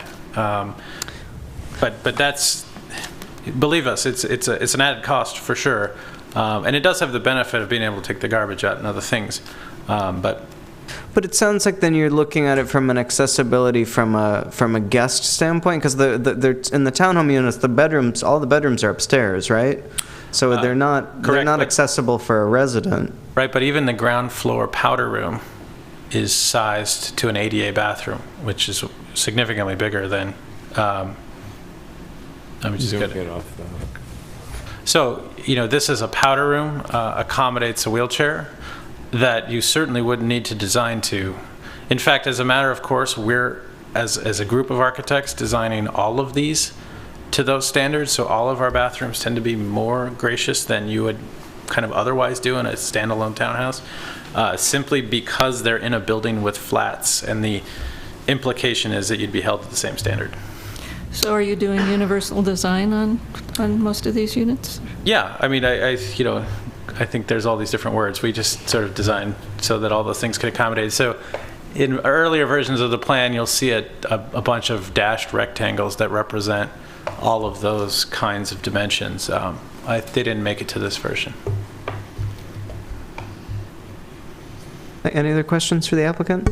Yeah, in looking at this delivery schedule, there are areas where it looks like there would be potentially 2 or 3 of the large trucks that need to use the bay, and then there's another category for using the bay if it's available. What is the potential for stacking of these trucks? What is the situation where somebody's using the bay and someone else is going to be trying to get there? Where do they stack? Yeah. Well, the way that you've managed that and the way we've managed it in the rest of our projects is you have a dock master or somebody who coordinates the deliveries, and certain vendors are only allowed to come at a certain time, and if they come late, they're waived off. And so you coordinate those deliveries so you don't have that issue. And that's the way we've dealt with it in our projects. But I mean, as a designer, we toured all these projects and scratched our heads and said, how do you do it? They've never provided more than one. And they realize it's an issue because they're in urban sites. And so the dock manager actually manages to a much finer grain than that schedule would imply. So I think, obviously before they open, that similar schedule will be built here and it'll be much more thought through. But I think the idea is the understanding is there's no room to park a truck in the middle of this project and have it loiter in that way. So whether there are underutilized streets down the road or, they just stage their deliveries differently, I think it's a heavily managed operation. The other thing is that it's the incentive for the delivery folks to be in and out in a short time frame, because it's time's money for them. So they want to make sure they hit the windows they're allowed as well, because they want to get in and get out. They don't want to spend an extra hour there.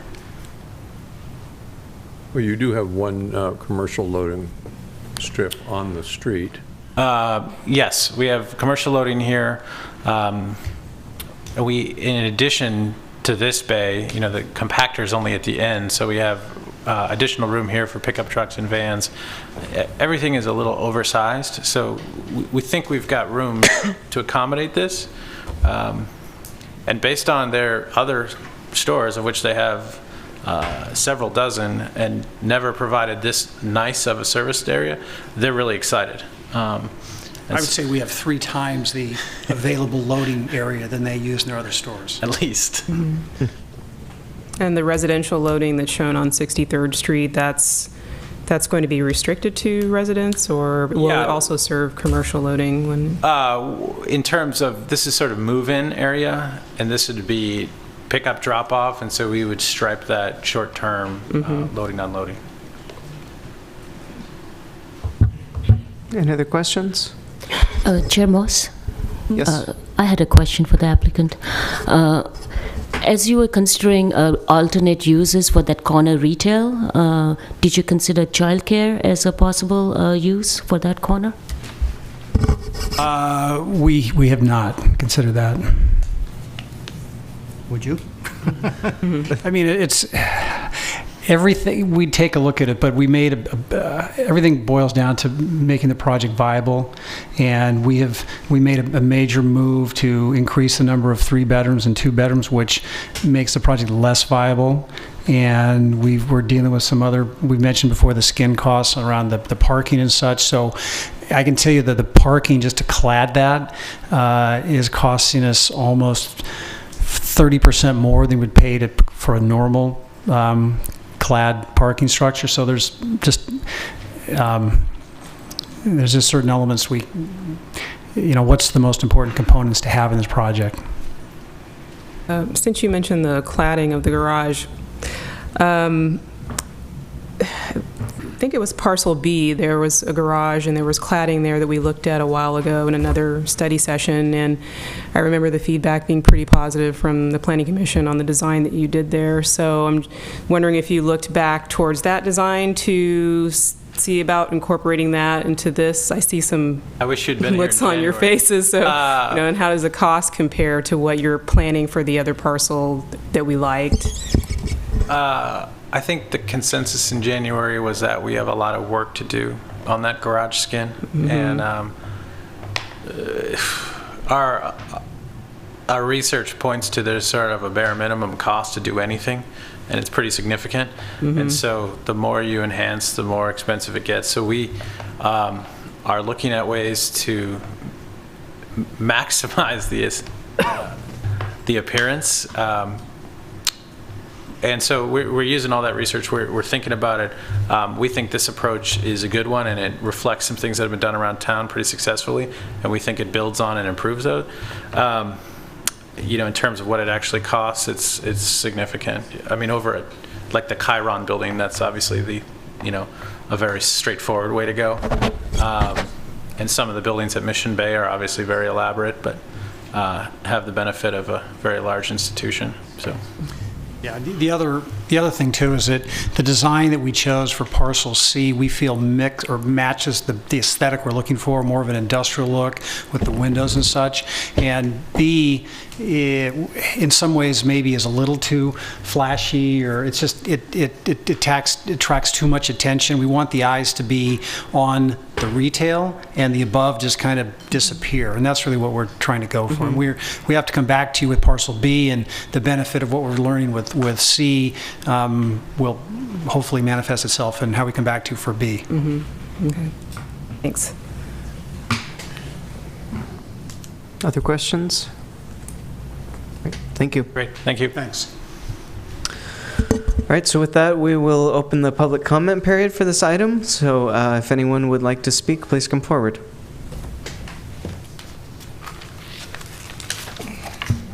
Before my time comes, can you turn on the overhead?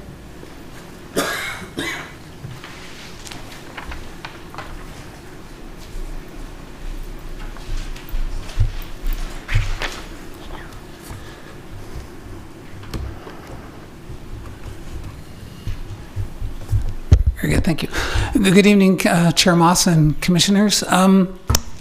As I've talked to neighbors in my community and my building at Pacific Park Plaza, I'm Stephen Keller, a resident at Pacific Park Plaza, and other residences in Christie Commons, we really like this project, and we would really like to see it move forward as quickly as possible. But I still have some serious issues with loading dock on the north side of the building. In the same PUD, we have buses traveling down Shellmount Street and stopping traffic throughout the entire day, in both directions, and somehow that's not a traffic problem. But delivery trucks entering a dock at 6 in the morning when traffic is minimal is somehow more serious. The thing about the sound attenuation that they're talking about, the insulation, is many of us, as you know, living in the Bay Area, sleep with our windows open. Once you open a window to your unit, you've completely nullified any insulation that's been created, so that becomes a moot point. So anyone with their windows open at 3 in the morning when these deliveries starts are going to be woken up in the morning, and they won't be able to go back to sleep. So this is a drawing that was done by an architect that lives at Christie Commons, Rod Heim, and he shows a drive-through delivery. So entering the parking structure, in the same location, trucks can pull in, they back up within the building so they don't create any bother to the neighbors, and then they exit the front of the building towards Christie Park and then exit out Market Street, and then they could exit out to that way. Rod said that he had given this to the developers and as well as city staff, so I'm a little disappointed that it hadn't been brought up yet tonight, but I think this is a very good option and something that should be considered. So in different subjects, I'm thankfully there's been this third consideration for the parking. In addition, architectural styles of the townhouse, I think, are a modern interpretation of the industrial style and provide a good transition between the original brick warehouse and the existing office tower. And I think it's a very good plan, and I like the interpretation. I think the windows, being the great size that they are, make great connections to the surrounding area.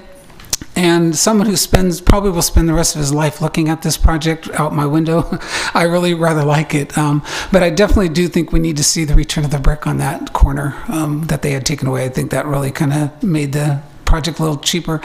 And lastly, as for the temporary installation on the north and south sides of the grocery store, I was thinking maybe that there could be more of a permanent solution in nature that can reside on this parking structure temporarily and then become part of a more permanent covering on the east side of the parking structure for the garage on parcel B that faces the railroad track. So they could do something here on this garage that could then be transferred over to the other parcel and become something more permanent. But those are my comments. Thank you very much.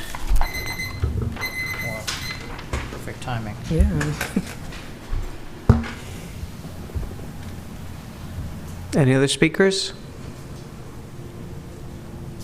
All right, seeing none, we'll close the public comment and we'll bring this back to the commission for discussion. Commissioner Gunkel, do you want to kick us off?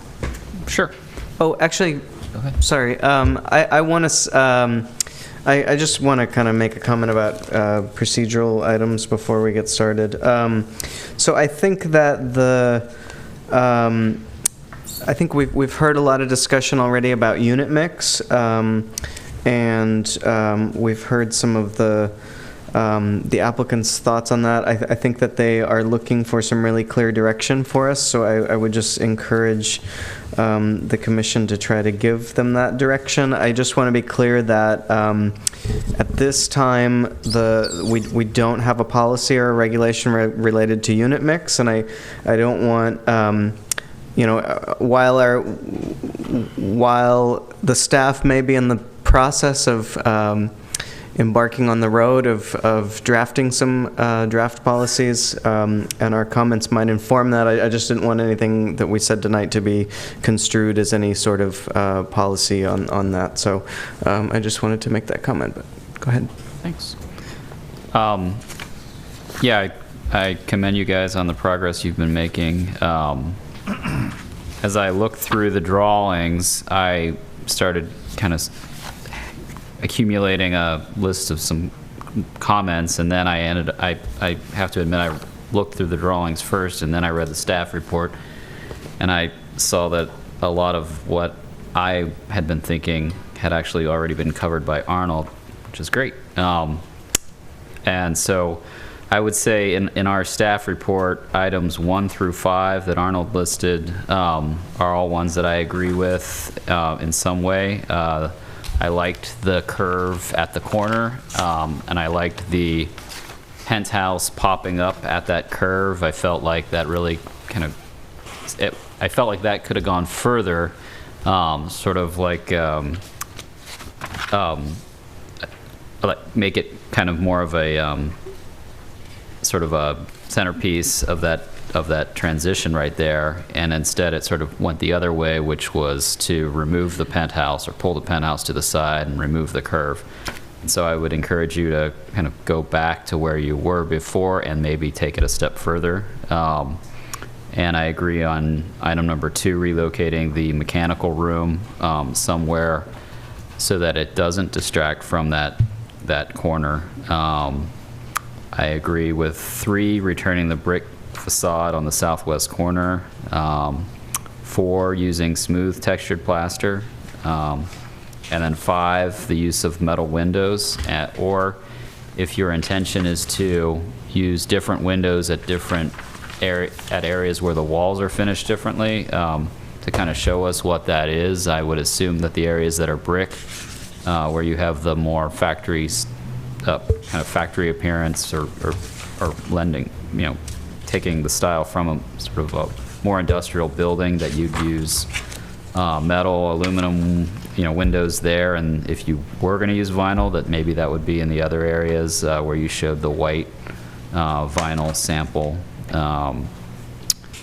Item number 6, I don't know if that's the most important thing to me, the extending the planter along the north side of the roof. Item number 7, and I on Doyle Street, I run past a place that has the stoops at least 30 inches above the, above the sidewalk, and their blinds are always closed. And honestly, I think this gets to the heart of, when so often nowadays we put the living, it used to be that we had the kitchens always at the front. Then for, more recently, everyone's switching, and, for quite a while now, the living rooms are at the front of the houses, they're the units. And the reality is when people are in the living room, it's a more private space. People don't necessarily want to be seen sitting there in their boxers watching television, whereas if they're in the kitchen standing up at a sink looking out the window, their eyes are on the street, they're less concerned about being seen themselves. And so I think that is pretty much at the heart of what causes people to have their blinds closed, whether or not they're 30 or 18 inches above sidewalk level. And frankly, I think it often feels kind of strange and forced when we do raise them up too high and have them 30 inches above sidewalk level. In addition to those comments, I would like to see what the temporary screen is. As much as I appreciate the fact that the schedule shows the housing construction starting immediately after the grocery store is occupied, I think there still lies a possibility that we could see the back of this for years, and maybe it could be built into as a condition of approval that if the housing construction hasn't started, say 6 months after the certificate of occupancy for the grocery store, then this screen would have to be installed, but I'd like to see what that screen is, and I'd like for us to be able to approve it before then. I appreciate the alternative unit count that you proposed that sort of increases the numbers of 2s and 3s. I guess I'd still love to see it increased even more, but I definitely appreciate the direction that you're going. I didn't notice it in your slideshow, but definitely in the drawings that we were provided, Unit Plan 2A was kind of what we've been trying to move away from, where you've got 2 bedrooms with 2 bathrooms, and they're each sort of on opposite sides of the living area, creating kind of a optimal environment for 2 non-related adults to occupy the space in more of a dormitory style setting. I would like to, being that the plaza is part of this component that we're looking at, I'd like to see that fleshed out more. I'd like to see, I think Planning Commission seems, or at least a lot of us seem to keep bringing this up and viewing this plaza as this public plaza, the pavers, and very rarely occupied by motor vehicles. And I want to kind of get to feel what you're looking at it as, and how that works. Is the entire thing raised, and then the transition into the park is raised with that table? I know that's sort of what you're showing, but just to get a feel for what that plaza is like. On Shellmount, I'm still seeing that one crosswalk by Parcel A, not at the grand stair to the up to the bridge, but instead further to the south, which doesn't make sense to me, and I'd like to see it at the grand stair. Let's see here.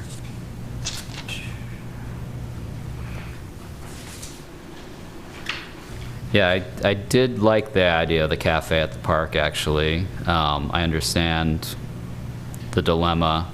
Right now, I feel like this small club room at the park is kind of a throwaway space that might occasionally get utilized by the residents. And so I'd like to see some studies and thought go into, if it's not going to be a cafe or retail space, how to really activate that space.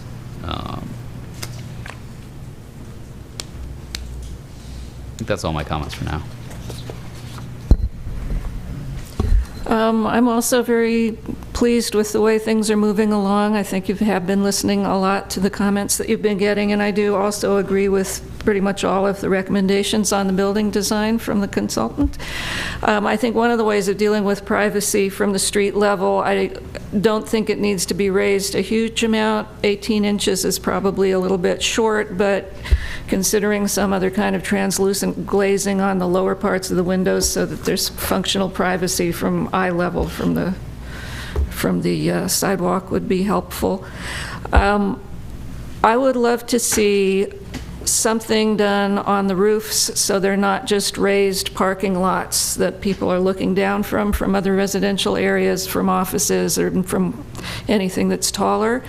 Whether it's solar panels or some kind of trellis system or some kind of green roof systems on top of that, I think we need to do something more than just have parking and lighting up there. Solar or green are both good. I also do prefer the presence of the grocery store with the curved entry and with the entry on Shellmound. I think that when you come in that angle and when the street is bending, that it is much more, it feels much more like a place to have that facade wrapping around a little bit better. I'm hoping that the Farron Pierce report will really look at the transitions on the cycle track on Shellmound, where it's going from being outside, the possibility of it being a protected cycle track, and where it's going in at the bus stops. Those kind of transitions, I think, are really tricky, and they're concerning me, so I would like to see a little bit more analysis of that. And I thought that the drive-through loading bay was a really interesting idea, and I know it takes away from ground floor uses, but in a dense area like this, the idea of the beepers and not being able to open your windows at night is really, it is concerning. And I know that there are people up the street across San Pablo that are now grappling with a business that has deliveries starting at 3:30 and 4:30 in the morning, and they're in front of the Oakland Planning Commission, I think, right now, arguing about that one, because it's really disturbing to people in the morning to have those kind of early deliveries. I like the way that you're articulating the surroundings for the parking. I think that it looks much better with the divided frontages than it did with the horizontal kind of screening on it. I like the way that that's working. And if the brick wraps around, I think that the materials that you're using are really getting richer, and that it's giving a nice look. I'm not so crazy about the metal facades on it, but maybe if I see more detail of that. It is really important to see what that transition is from the marketplace alleyway to the plaza. I think that that's a really, really primary part of the entire project, and we need to see the detail on that. And I'm glad to see that you're adding more of the larger units. I think that that's the right direction to go. That's what I have for now. Okay. I too agree that the project is really really fleshing out in a nice way. Just to add to some comments, hopefully that haven't been said before, the unit mix, I definitely think it's a great idea to go from the 38% or whatever it was before to the 57% of family-friendly housing. The only comment I would have there is that there be more 3 bedrooms as opposed to quite a bit more 2 bedrooms, which is what you're showing now. For the clubhouse resident amenity space, I think it'd be a good idea to consider another resident amenity such as a workout room. It may get more use than just, an occasional rental of the clubhouse.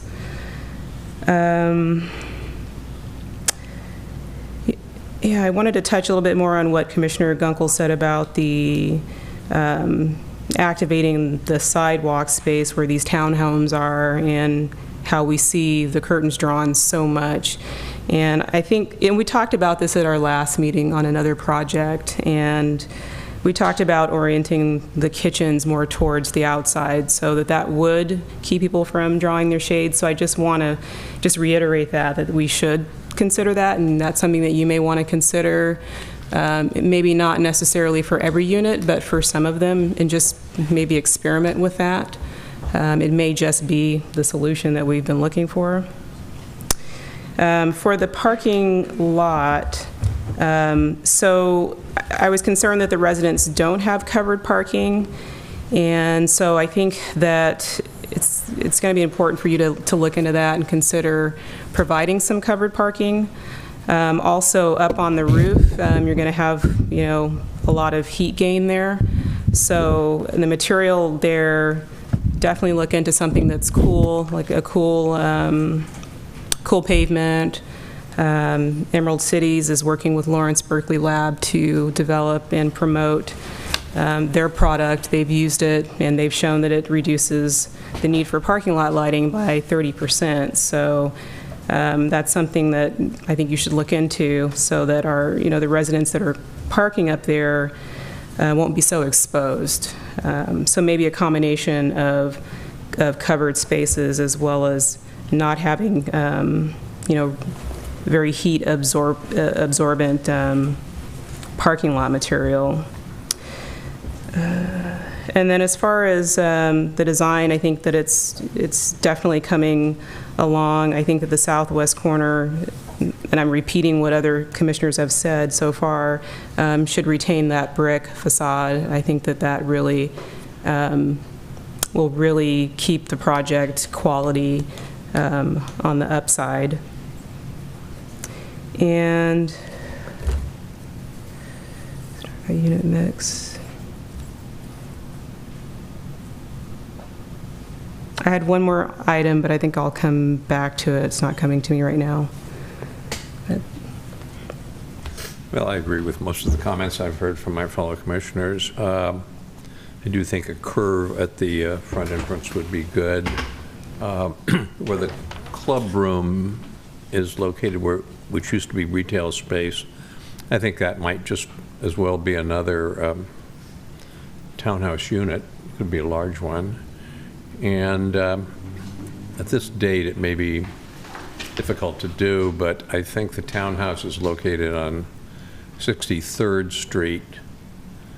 That space might be better assigned to the grocery store, and at least on the first 2 floors, and then deliveries could be made right off the street in front of them, and it would just, the townhouses on that narrow street are more likely to have their curtains pulled because there's nothing to look out at except the street and the building across the street from it. And whereas the townhouses on the west side do overlook the park and on a less traffic street. So that would be one of my suggestions. The other thing is I do think the tenant parking should be on a covered floor. The customers for the grocery store are in and out, and so being in an uncovered location is more acceptable to them. And I do think it still could be covered by a trellis or something, but that it's open to the weather for the residents of the building. My comment. I also agree with a lot of the comments that have been expressed already. want to thank the applicant for kind of the direction you're going with this. I think you have put a lot of hard work into it and really taken most of our comments to heart, and it's really encouraging to see that. I'll start with a couple of easy comments. I think there needs to be cart storage for the grocery store on all of the levels of the garage that will have grocery store parking. I noticed it shown on the first level, but not on the second, and I don't think people will be willing to take a cart down a level when they're done with it. And then, in addition, I don't think you have any, but I want to make sure that there's not any outdoor cart storage planned. And I would just really encourage you to work with your grocery operator to make sure that all of their different carts have been planned for. I worked on a Safeway project where there was plenty of cart storage area that was designed into the project, but then lo and behold, when they started operating the store, they had all these weird oversized carts for kids and all kinds of things that didn't fit in the cart storage areas, and they ended up in the bike racks and all kinds of places. So that's my comment on that. I want to talk for a minute about the streets surrounding the project, particularly Market Drive and 62nd Street. I share Commissioner Gunkel's desire to see how 62nd Street will function as a plaza. I really am very eager to retain its ability to do so. To me, it seems like a very redundant street. So if it's needed for emergency vehicle access, then by all means we can provide that. But if it doesn't need to serve passenger vehicles, then I don't see the need for it to do so. And to that extent, I think that the one-way, actually 62nd Street, I would like to see the one-way reversed and have Market Drive, then one-way, all of, one-way heading, what direction is that? Toward 63rd.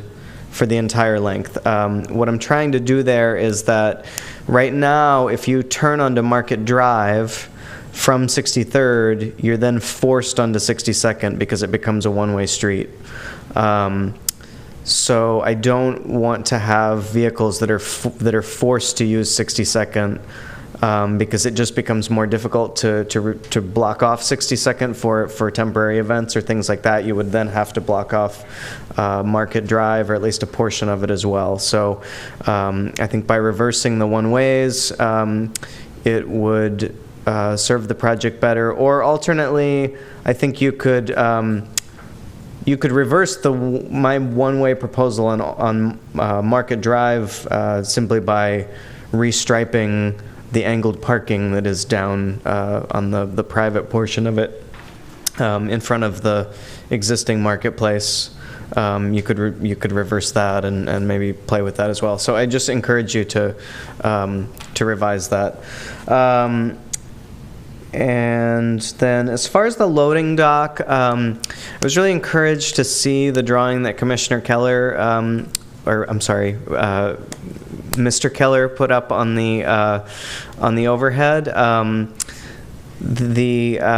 I do feel, I know you've explored a lot of options, but I feel like maybe we haven't seen them, because I just, when we keep looking at options for the loading deck, I can't help but think that there are other options that haven't been explored. And one thing that I keep thinking of is, for example, and I realize this might increase the frontage of the loading dock, so there are trade-offs, but have you looked at angling the loading dock to limit the distance that trucks would have to back up, and maybe they wouldn't have to make a kind of a three-point T-shaped turn. They could just pull past the loading dock and then back up into an angled loading dock. So, just as an example, that's something I would like to see you explore. The proposal that was shown on the overhead, that may or may not be the answer too, but I just feel like there's something better out there. this is, this is a good start, and it's definitely better than the original proposal. I think, we're gradually getting there, but I would like to see some additional options as well. I also agree with the Commissioner Donaldson's comment about covering the rooftop parking. I made a note, my note says rooftop PV. I think that's a great opportunity for that. You could, provide a significant amount of the energy for the grocery store by doing that, and cover the parking at the same time. So it seems like very much a win-win. And I agree with most of the design consultants' comments, especially related to that corner of the building that's been brought up before. I think that there needs to be an emphasis on that corner. It is what you're going to see when you're coming down Shell Mound, whether you're driving or walking. It doesn't need to be something as dramatic as a tower feature or anything, but I think there does need to be sort of an emphasis and a focus on that corner of the building. In my opinion, it would be a fabulous place for a blade sign that advertised the grocery store, but that's something you can look at or not. And then also, I very much agree with the comment, the suggestions about the trellis from the design consultant. I think that the trellises that we saw in January were much more sophisticated than that which have been shown on these plans. They looked like maybe they were metal trellises or something that was intended to mimic that, and these trellises on these plans look very much more basic than that, and so I would like to see that sophistication brought back to the trellises. And I think as I think Commissioner Tan said, the brick facade on that corner by the park, I think, is also important. It really provides warmth. I think that's a very important corner for the building, and just without a significant amount of that brick, the other colors of the building start to look drab, and so I think it needs that warmth. That warmth of the brick really enhances the other materials. With that, I think my last comment is about unit mix. So I will just say that I was kind of thinking of two options to improve the unit mix from what was in our packet, and I'm happy to say that one of my ideas is basically what you presented, so that was good. I was going to suggest basically that the ratio be flipped instead of 60-40, 40-60. And that's basically what you've done with the 57%. By adding, if you could squeeze in two more, you could get to 60%, which I think looks better on paper. But I really appreciate your efforts to increase the mix as you have. The other option is so I do have a question for the applicant. Do you now have a development partner to build this residential component? We do not. We are talking to a development partner, but we've not finalized anything yet. Okay. But we're hoping to do so. Okay, thanks. My other idea was actually to look at this project as part of the whole marketplace project, and the goal really is to increase the mix of larger bedroom units on that scale of the whole project. And I thought it might actually be to your benefit and provide some flexibility to bank some of those larger units here to perhaps free up the mix that we might want to see on other parcels. What I mean by that is perhaps there's an opportunity to make this parcel C essentially 100% 2 and 3 bedroom units with a development partner that builds that product type. I mean, it definitely is a product type that exists. And, whoops, what happened to our screens?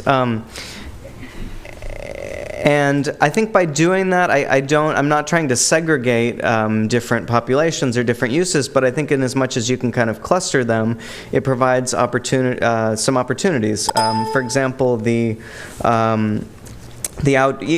though we have the park across the street, and that provide, that's going to provide a playground and some recreational opportunities for families and young children and children of all ages. If this site were to accommodate all 2 and 3 bedroom units, then perhaps the outdoor amenities could have more of an emphasis on families and all ages. And there might, the child care that was brought up by the staff might then be a perfect fit for this building and other sort of components like that. Like I said, I think we're looking at overall unit mix, so we don't want to give up on this goal of having a high amount of units that could accommodate families. But if this site took the majority of that, then, as I said, it might free up other parcels to have less, and it would all, it would balance out to a good mix that we're looking for. So anyway, that's the other option I would provide. So I think that concludes my comments. I think there may have been some other comments as well. Did anybody? No, I don't. No? It was covered, thanks. I did just want to say, I love the idea if it could be made to work to have a drive-through loading zone, but I don't necessarily like the idea of of an entry or exit for that loading zone being right off of the park on Market Drive. Yeah, that was my concern as well. Yeah, I agree. And another comment that was brought up was just, I can imagine it being pretty frustrating if you live on the first floor and you have to drive all the way up to the roof of the parking and then get in an elevator and go all the way back down to go to your unit, especially if those are the most family-friendly units and you've got your kids and your stroller and everything else. I think shoppers will be more forgiving if the first floor is a bunch of reserved parking spaces and they just know they have to go up to the second floor and beyond.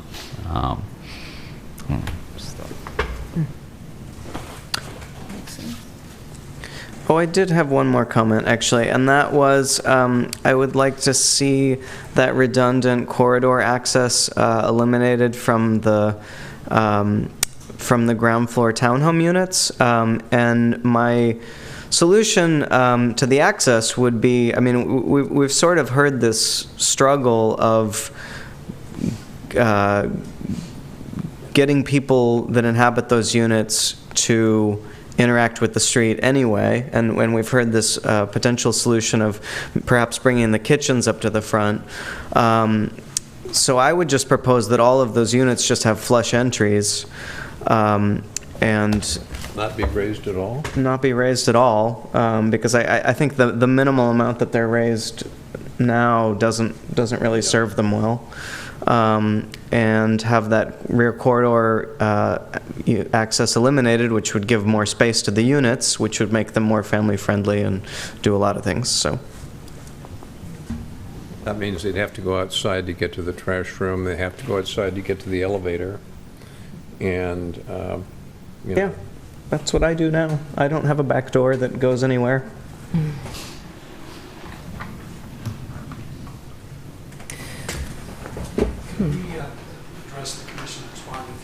Please, please feel free to respond to any of the feedback that we've given you, and if you don't feel that you have clear direction on anything, feel free to ask us also. I think generally terrific feedback, totally on point. I mean, our own self-editing points to a lot of the same things you were saying. So I think a lot of it will just be in the next set of drawings you see. On the loading, when we started this parcel, it was sort of, all right, what are our priorities? Priority one, grocery store at the end of Shell Mound Street, infinitely leasable, great identity, terminates the street, very urban. Priority two was respecting the park and really creating an address on a park, because that park creates terrific value for the residential, not just on Market Drive, but the entire building, because their address is Christie Park. So we got a chance to review that drawing after the January session, and I appreciate the suggestions, but it really seemed that a better objective was to make the park residential relationship strong, and not to allocate so much space to a service function. I think if we could find, whether through clarity or management, another way to address the concerns of deliveries at limited times a day, then I think that would be a more agreeable solution for us in terms of kind of physical allocation of space. But I obviously need you to go along with that.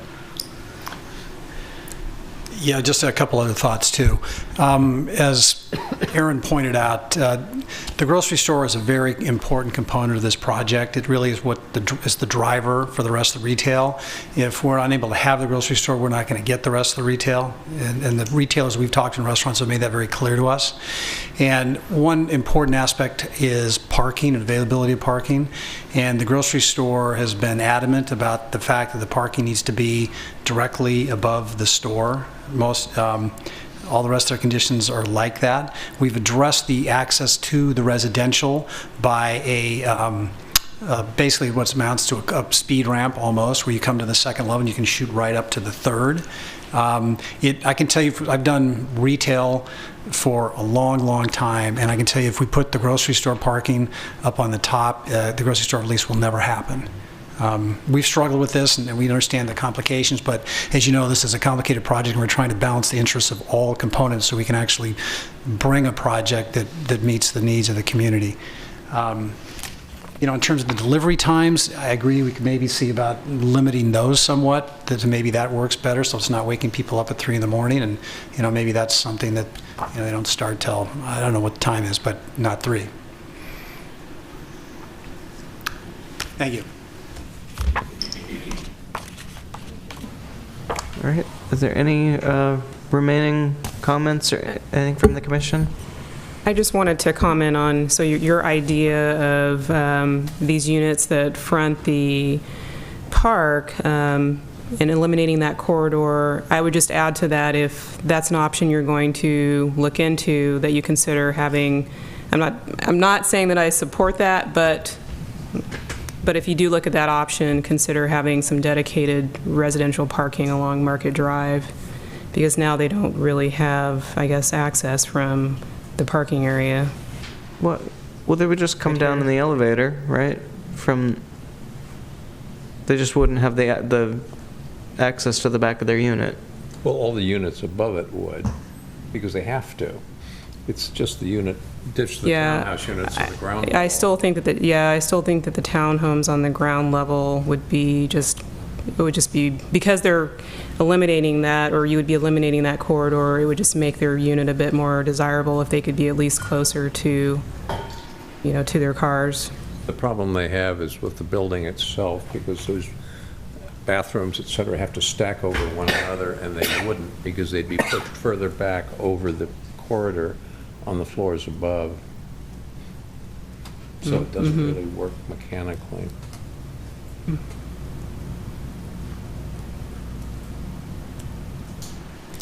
All right, great. Well, thank you very much. All right. Do we want to take a short break? All right. We'll take a short 5-minute break, and we will come back for the remaining item.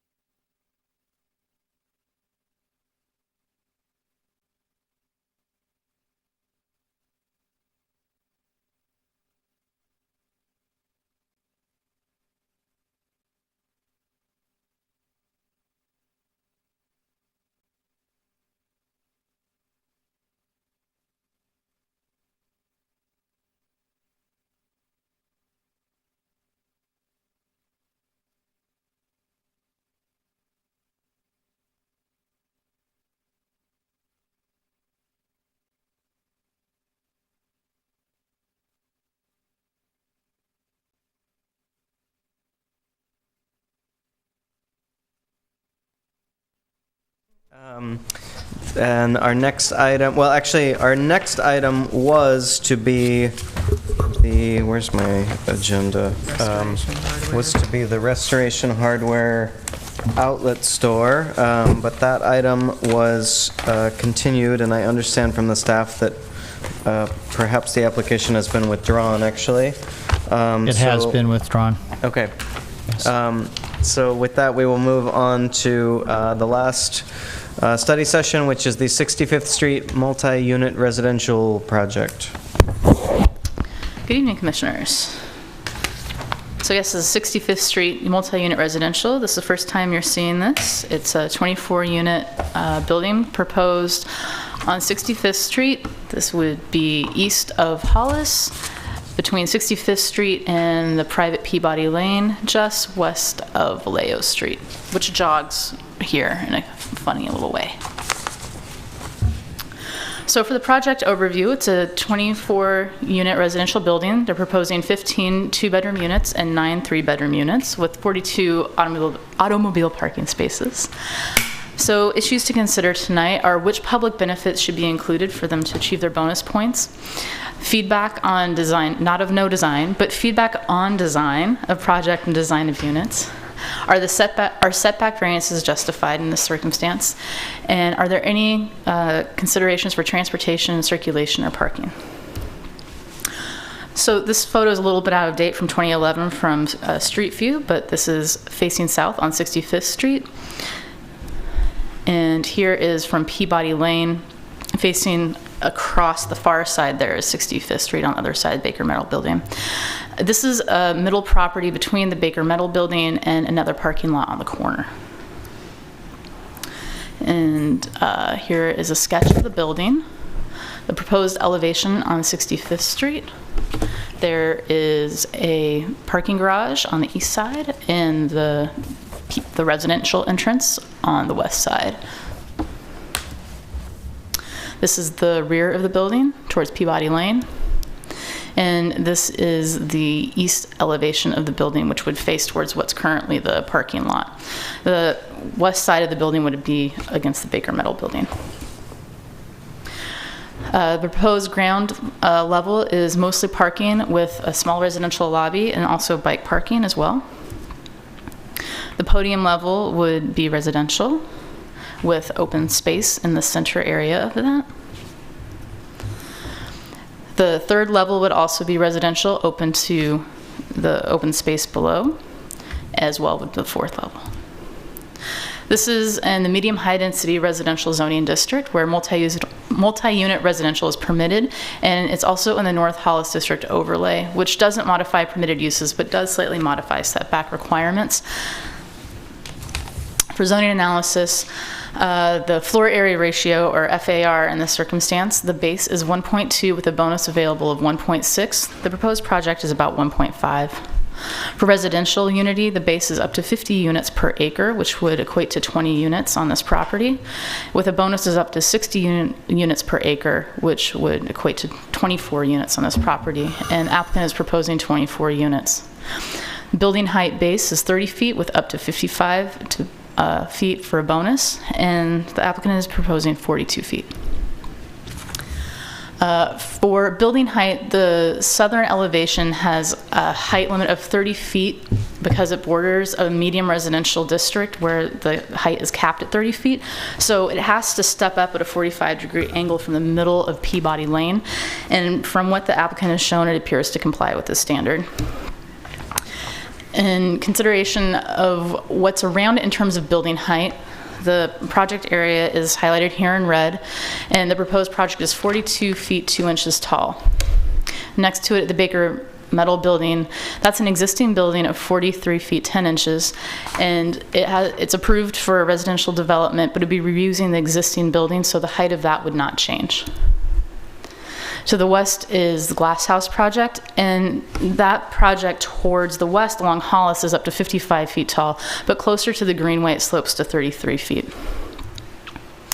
Across the street at Liquid Sugar, the facade of the building is about 50 feet tall. At Oliver Lofts, it's about 46 feet tall. And catty corner, it's about 45 feet tall. So this proposal is slightly shorter than all of those buildings.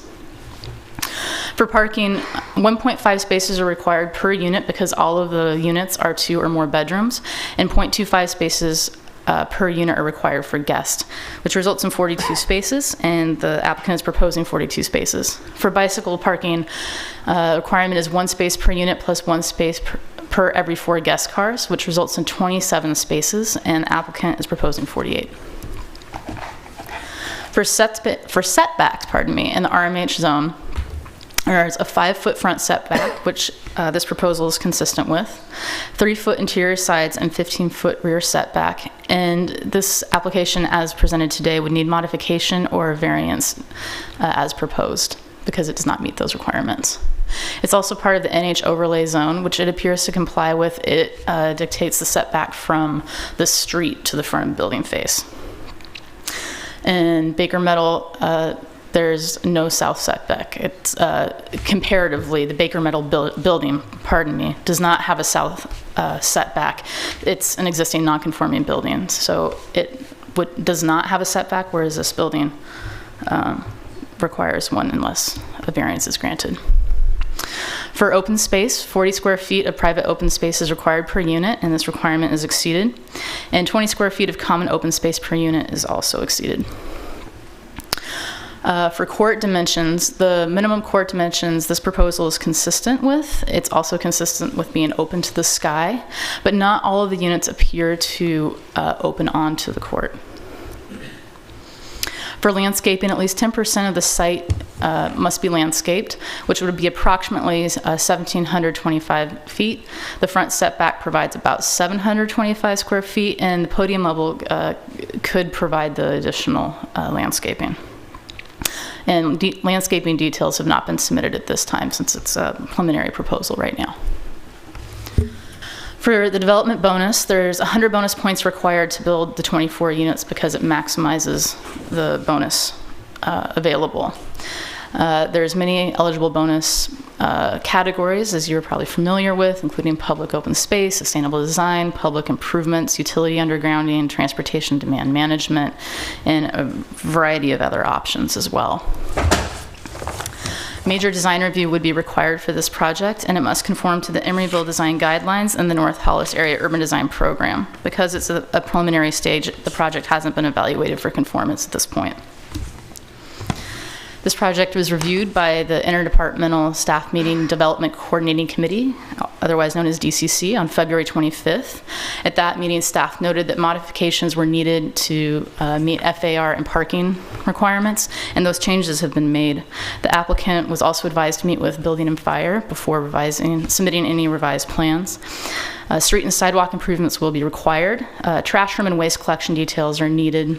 A transportation study will be required for this project, and staff noted that there are some unusual floor plans and unlabeled rooms submitted so far. So again, issues to be considered this evening are which public benefits should be included, feedback on the design of the project and design of the units, are setback variances justified, and are there any circulation, transportation, or parking considerations. The applicant also has a presentation this evening, so I'm available for questions, or if you'd like to wait until after the applicant presents. Any questions of staff? I have a few. You mentioned and in the staff report, can you explain the potential non-compliance of the courts that's on page 3 of the staff report? And something you mentioned just a couple slides back, that maybe not all units look out onto the court. I'm not quite sure. Go forward. Grab the staff report. Yeah. I can explain that if you want to bring up the floor plan, just one of the sample floors. Sure.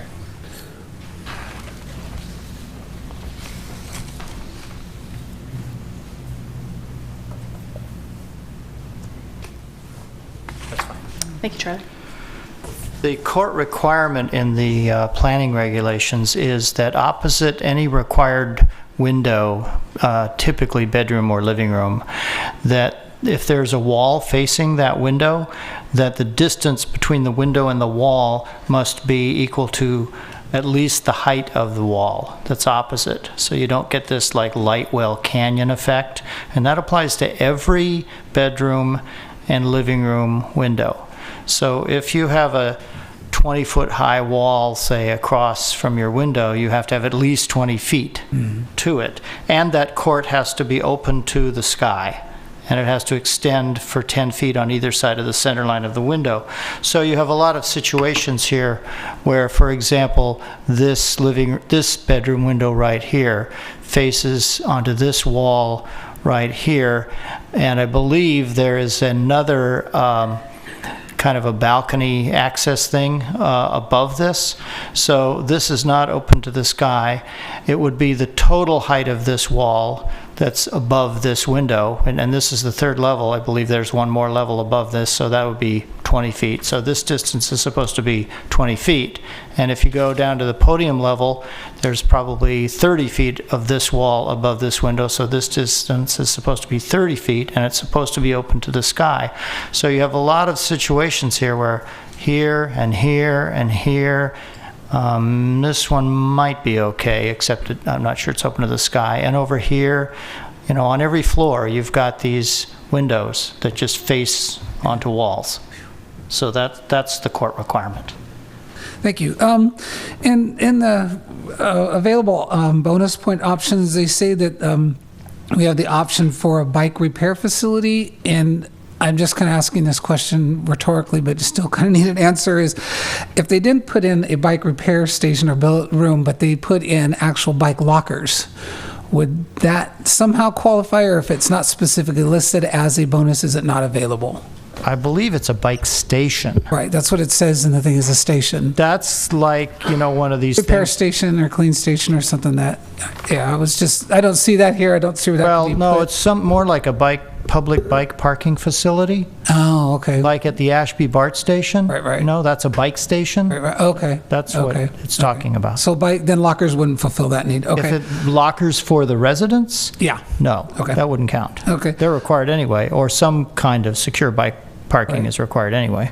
Okay. And then with the Baker Metal Building being grandfathered in, so to speak, it pretty much doesn't have any setbacks. And when they redid that building, because they were reusing the footprint, setbacks weren't required.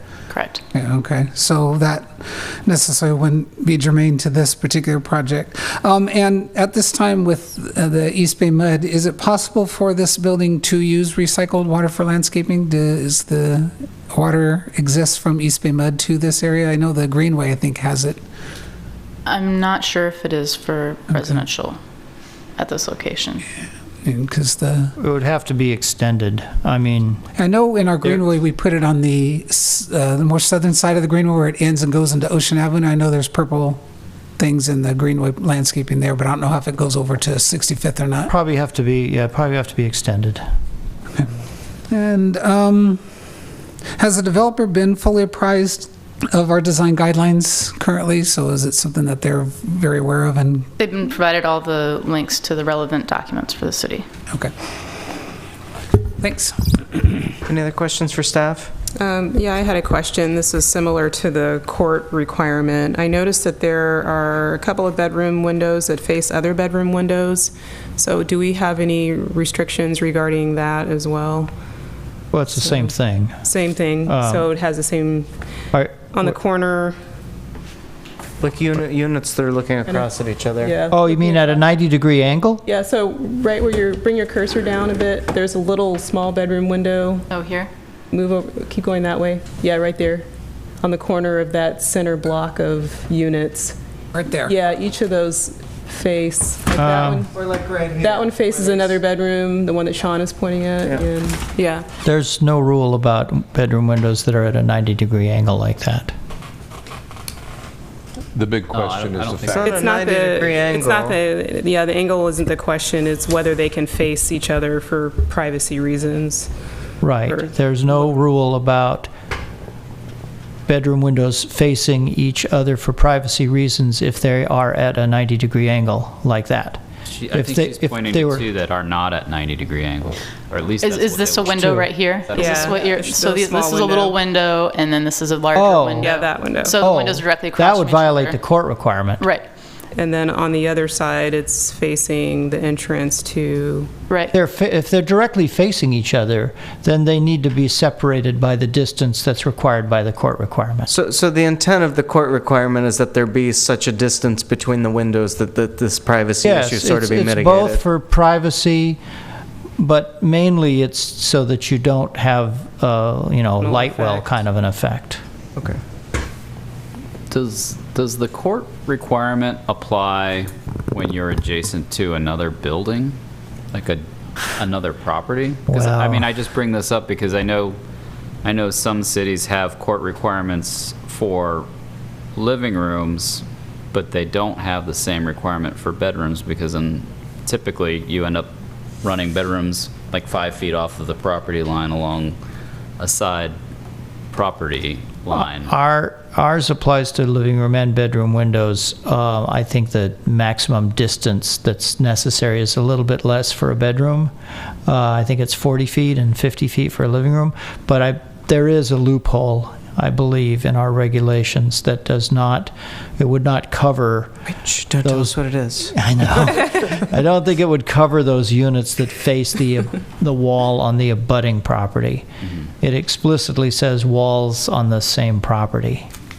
So that may be something. I mean, the theory is the side setback will take care of that, but actually you don't have a side setback in a lot of the higher density zones. So that's probably something to add to our list of fixes. You also can't have openings within a certain distance of the property line for building and fire code. Yeah, but that's only 3 feet, usually. That's enough, right? I have a question. So I'm guessing the floor plans are more correct than the site plan, but when I look at the site plan, the setback on Peabody is being shown as much more substantial than it is on the floor plans. Well, I don't think I included that in here, but I think I'd let the applicant address that. Well, one thing I believe is that I think the parking podium extends all the way to Peabody Lane, but the upper levels might not. Oh, that's what's steps going on. back. Okay.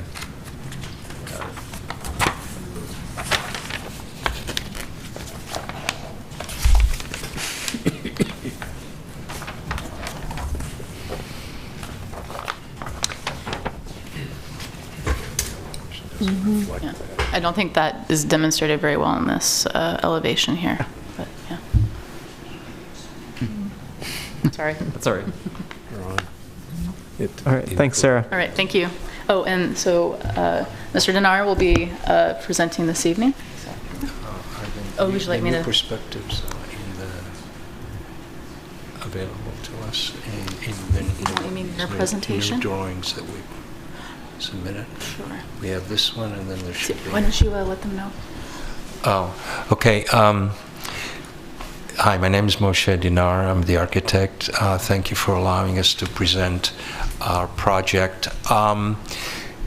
We have been working as the date for this hearing neared, and we have some additional studies that unfortunately did not make it to the PowerPoint presentation and also didn't make it to your packets. What we have here is I can circulate some packets that include the new drawings that we've added and the new computer-developed perspectives that we've added in addition to the preliminary sketch that you're seeing there.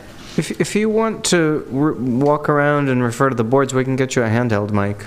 Right, so you have, if you go here, that's what you're talking about. Oh, that's what I'm talking about. Yeah, so do you press that, and this is the presentation you sent me earlier today. Oh, okay. So just press the arrow every time you want to go down. Okay, very good. All right. And up if you want to go back, okay? Oh, I got it. Okay. All right. Now I got it. All right. So now that I know what to do, thank you. Again, my name is Moshe Dinar, Chair Moss, members of the Commission. Thank you very much for allowing us this opportunity.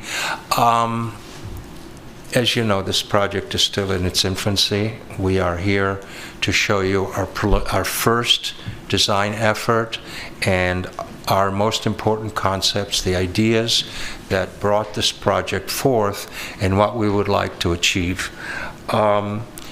As we looked at the site, we found that some of the areas that have already been developed had a lot of landscaping, had a lot of charm, had a lot of activity, both architecturally, visually, and socially.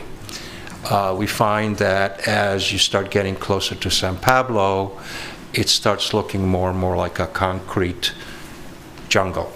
And so what we're trying to do is, the first concept was to try to bring back a little bit of that park feeling, a little bit of the greenery feeling, and more of that architectural design look that shows that there's activity behind the walls. So our first concept was to extend the landscaping, set the building back about 10 feet in addition to the sidewalk, and create a landscaped area that is a little bit more substantial than just a planter. Now, what you see in the computer rendering later is just the beginning of this. But the first concept in the sketch was to have maybe that landscaped area be slightly bermed, to add some benches to it, to create a sense that you're walking through something a little bit more lush. Also, we tried to provide a 100% family-friendly project.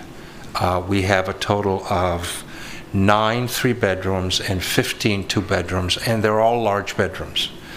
And the reason for this is that we felt that the ability to provide that would also give us the ability to request that we may be able to go up to the 1.6 FAR, which is allowed with bonuses. We also are intending to provide a green building with recycled products, energy efficiency, and other such amenities. As for the architecture, we try to reduce the impact of the 4-story building by setting the 4th floor back and creating sort of a roof canopy that comes over it, over the balconies, and while at the same time saying that these are open spaces, but they're also protected open spaces. We wanted to have an inviting 2-story entrance, which was not like saying, this is private, don't come in here. What we wanted was something that says, this is an inviting place, come visit. So consequently, we have a nicely designed 2-story entrance that is a happening on the building. Every element on the facade of the building is articulated especially to denote its function. So the living rooms are in the wider volumes, the bedrooms have balconies, the stair towers. There is sunshades on the facade that are specifically expressed within a certain rhythm.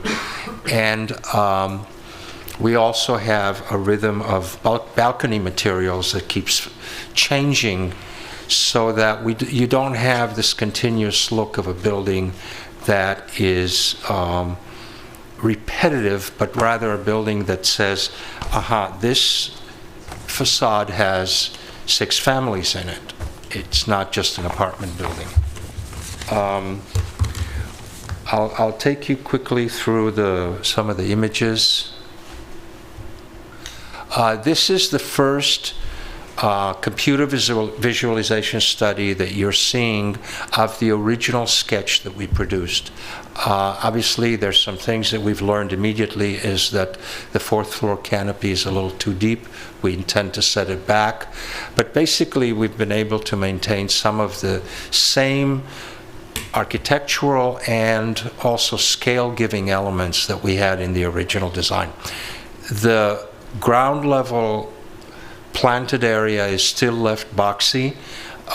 We would like to get an opinion from you, what you think about doing something a little more interesting, such as a berm or something a little more special. You can see how the entrance is articulated along the facade. We have started thinking about what types of materials we'd like to use, all of them green materials, 100% recycled content. We've started thinking of the type of planter boxes we want, the residential bike lockers. Some of the colors are very preliminary, but we do intend to have porcelain tile up to the first floor in 2 different tones, or we would like to have maybe the railings be a combination of metal and glass, possibly some wood if we can deal with the issue of maintenance. Here are the pictures that Sarah has already shown you. Again, you see that the building is designed as a C-shaped building or a U-shaped building. The hope, of course, is that the person who buys the parcel next to it will also build a building with a courtyard in the middle, so that you have at least a larger visual courtyard, even though these courtyards would be separated by a property line, but at least there would be the encouragement to create a larger open space visually for both buildings. The parking, as Director Bryant explained, the parking goes all the way to the back of the property. The residential sets back. And as you can see, the residential sets back. We do have a substantial courtyard. I agree with you that the bedrooms with the windows facing the wall need to be studied. What I'd like to say about this type of unit design that we're proposing here, we've been doing residential and mixed use in the Bay Area for about 30 years. And we find that there are very few situations where we can actually have through units. In other words, these units getting natural light from the front and the back.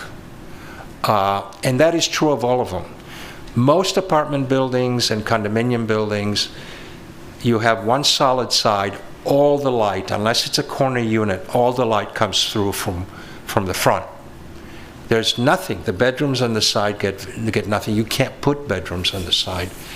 But because we have this idea that everything should be 3 bedrooms or 2 bedrooms, so it's family, we decided to do it this way. And that requires a little bit more frontage than would normally be required. Now, if you look at the 3-bedroom units, what did I do here? If you notice, the 3-bedroom units have a squarish design. They have a kitchen, dining, and living in the center with a large deck. And then they have a bedroom and a master bedroom suite. They have a 3rd bedroom that borrows light from this space here, which is the space that we need to work on, and I'm sure it'll be probably one of your first comments. But there's a 4th space in the geometry that is almost given to us by the nature of the geometry. And what do we do with this? For the last 10 to 15 years, we are seeing a lot more families, people asking for a place to work at home. We started designing our units with little corners where you could put a computer in. This has actually morphed into an actual extra space in each unit that allows people to work out of their house. Not everybody these days has a full-time job. Many have part-time jobs and would like to do additional work at home, consult, bring some additional income. I think it's great to have an extra room, and I understand that there was a question, what are these rooms? What are they? They don't have closets, so could they possibly be, bootleg bedrooms? No. What they really are is something that people really need today, which is a place to work at home. And do so, with dignity, without having to run around with the kids and all that, and have the ability to do some work at home. And so we are submitting these units as a prototype of a 3-bedroom that we have been using recently that has, it's really a 4-axis unit, but it has one room that's devoted as kind of you choose your use room. So is the desk that's shown there, is that built in? No, it would not be built in. It would not be built in. People would have to their own. But the extra room or bonus room or whatever you want to call it, its function is to create either a den or a home office or simply a workspace where a person can take their computer and do some work. So that's the concept. Okay, Now, but it does meet the definition of bedroom in the planning regulations, right? Is that, maybe the staff can confirm that? I can read the definition if you want. Okay.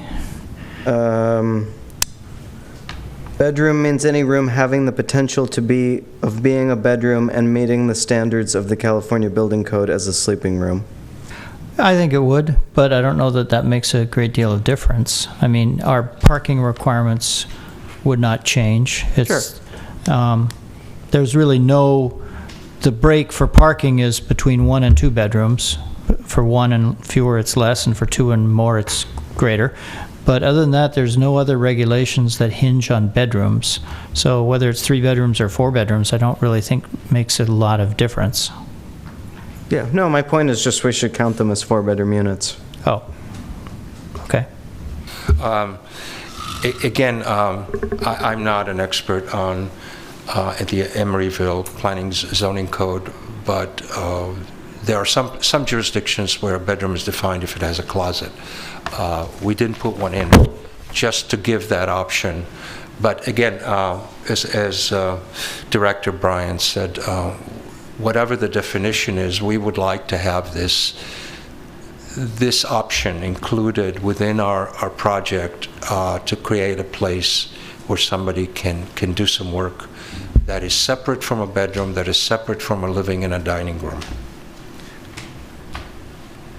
The rest of the floors are similar. The only thing is that the 4th floor is set back on both ends, and there's a long deck which is partially covered, and these are just a preliminary massing elevations and some more ideas. Right now, this elevation, which would be up against the adjoining new project, presents a situation where there's a substantial amount of blank wall which might be there for a while until somebody decides to build next door.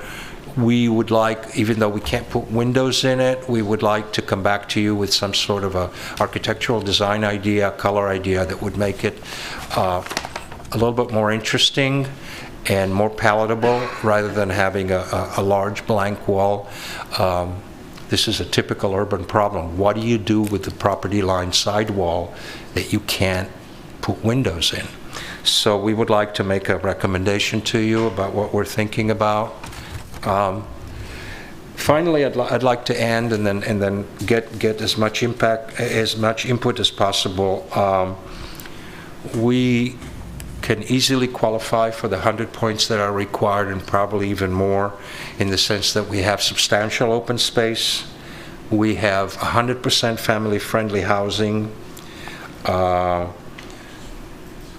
we have completely concealed mechanical equipment on the roof, utility underground. We will obviously have to create a TDM plan, since a parking study may be transportation study may be required, and we are committed to sustainable design. If we put all those points together, I think we can easily get the 100 points, if not more. And so we're asking to go up to the 1.6 FAR.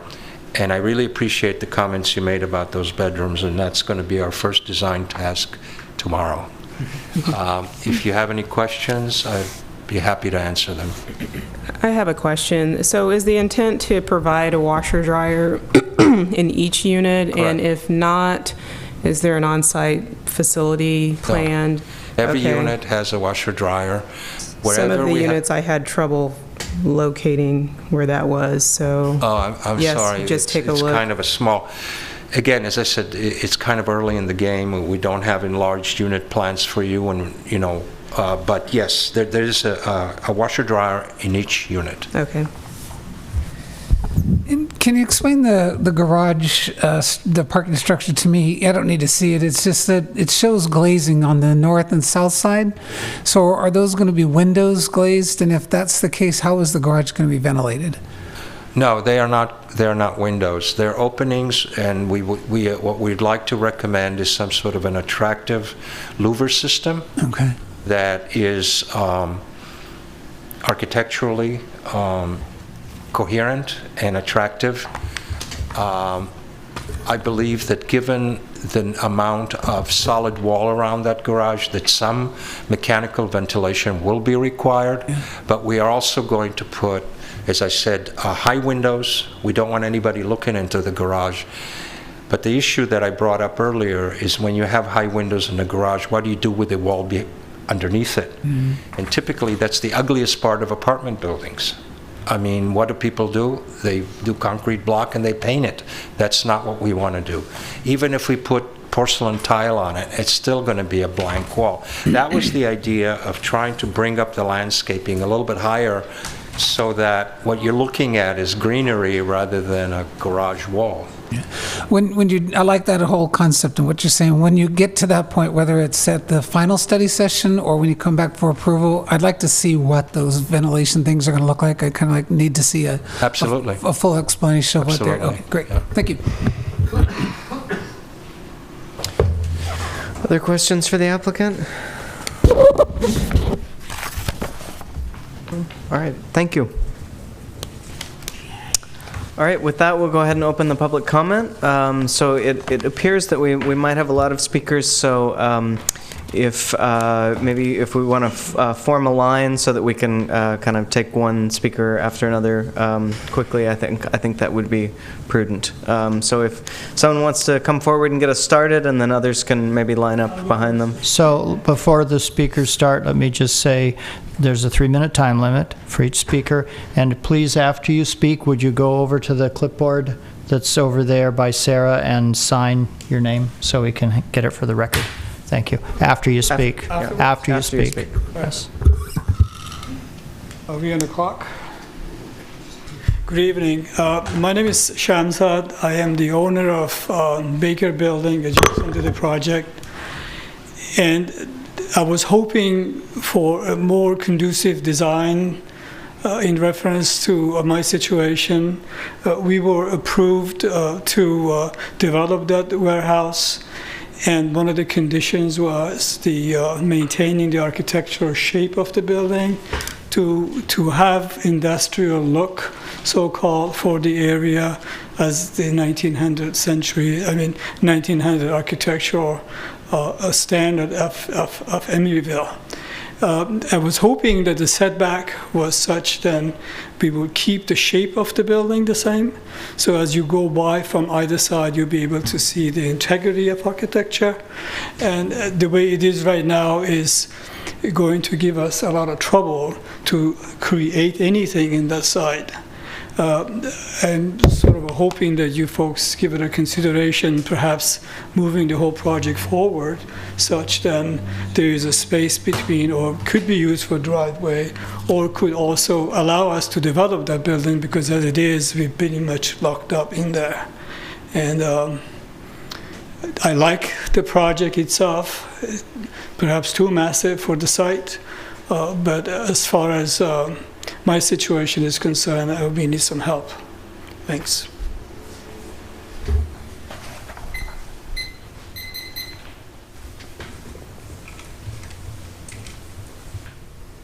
Hi, my name is Rene Brünger. I live on 65th Street at Oliver Loft, and I feel personally very much affected by this project because I live on the ground floor. We have huge high windows facing 65th Street right across from this building. So what I'm looking at from my living room or bedroom is an empty lot that will be filled by this massive construction, very high.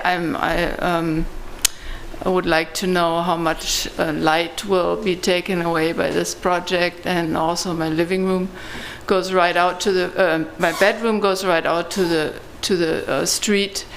And it's already pretty noisy at night. The traffic has increased over the years, and I was wondering how this building will affect the noise and the traffic. And so, yeah, these are my probably very personal concerns. Also, if this construction is going on, how long will it probably take? A year or a year and a half? And I would like to get some answers. Thank you.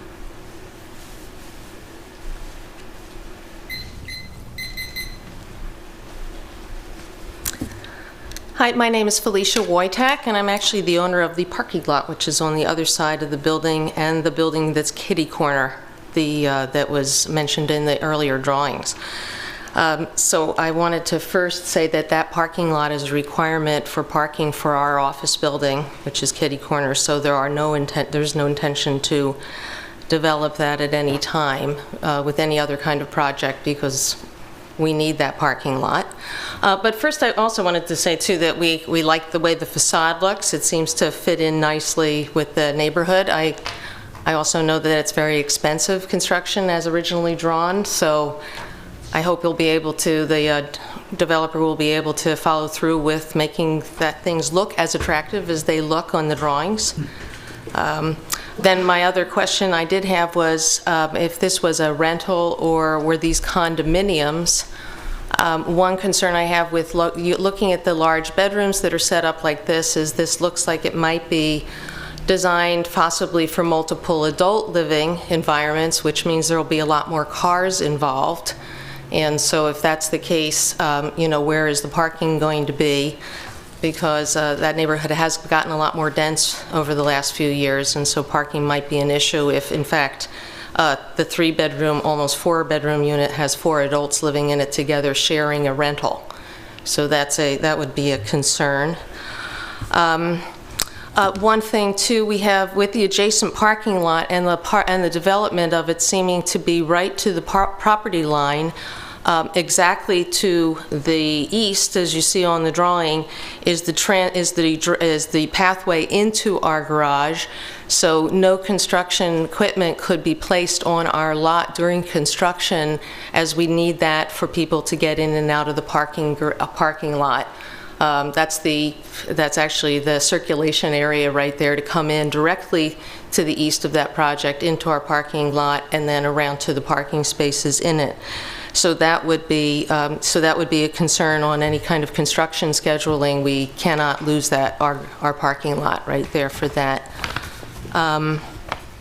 And so I think that's pretty much it. But those were some of the concerns I had. Again, we like the way it looks, but no, it's pretty dense, and are concerned about the density in the neighborhood and the use of the parking lot for our tenants in the building across the street.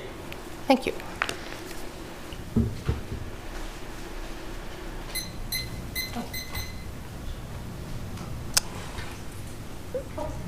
Is there anyone else who would like to speak on this item?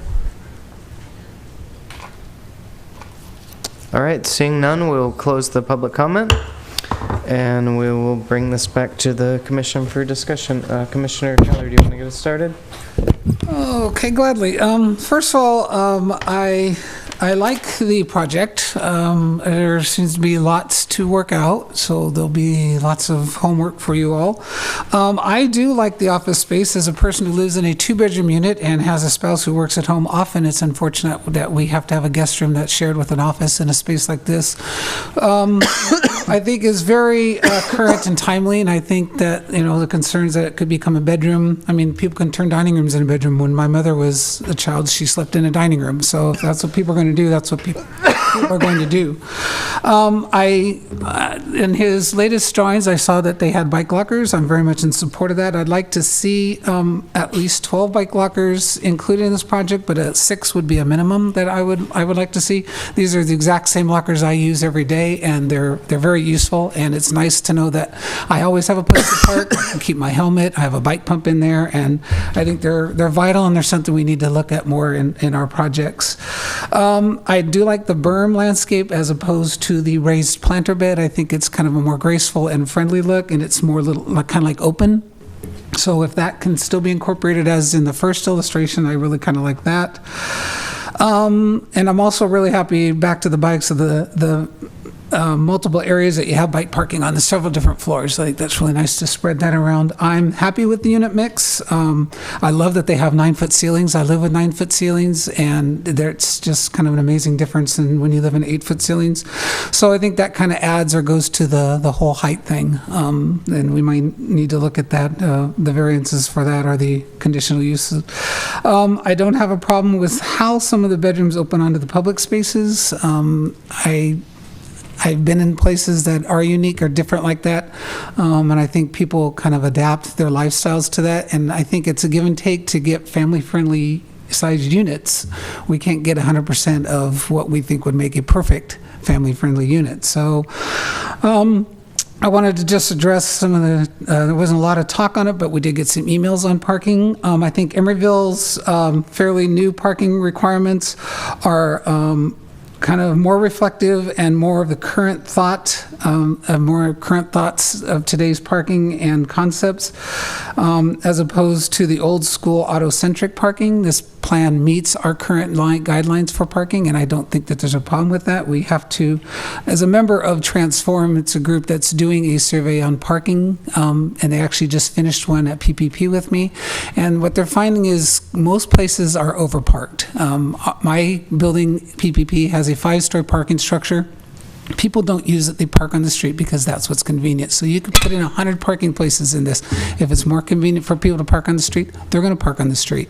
But if you plan for cars, we're going to get more cars. If our zoning says 42, I think we need to leave it at 42. I don't want to add more parking for cars.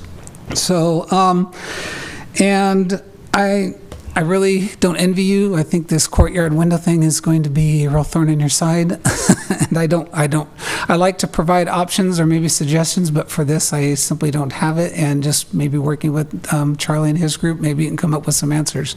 But I wish you a lot of luck in that. For right now, that's it.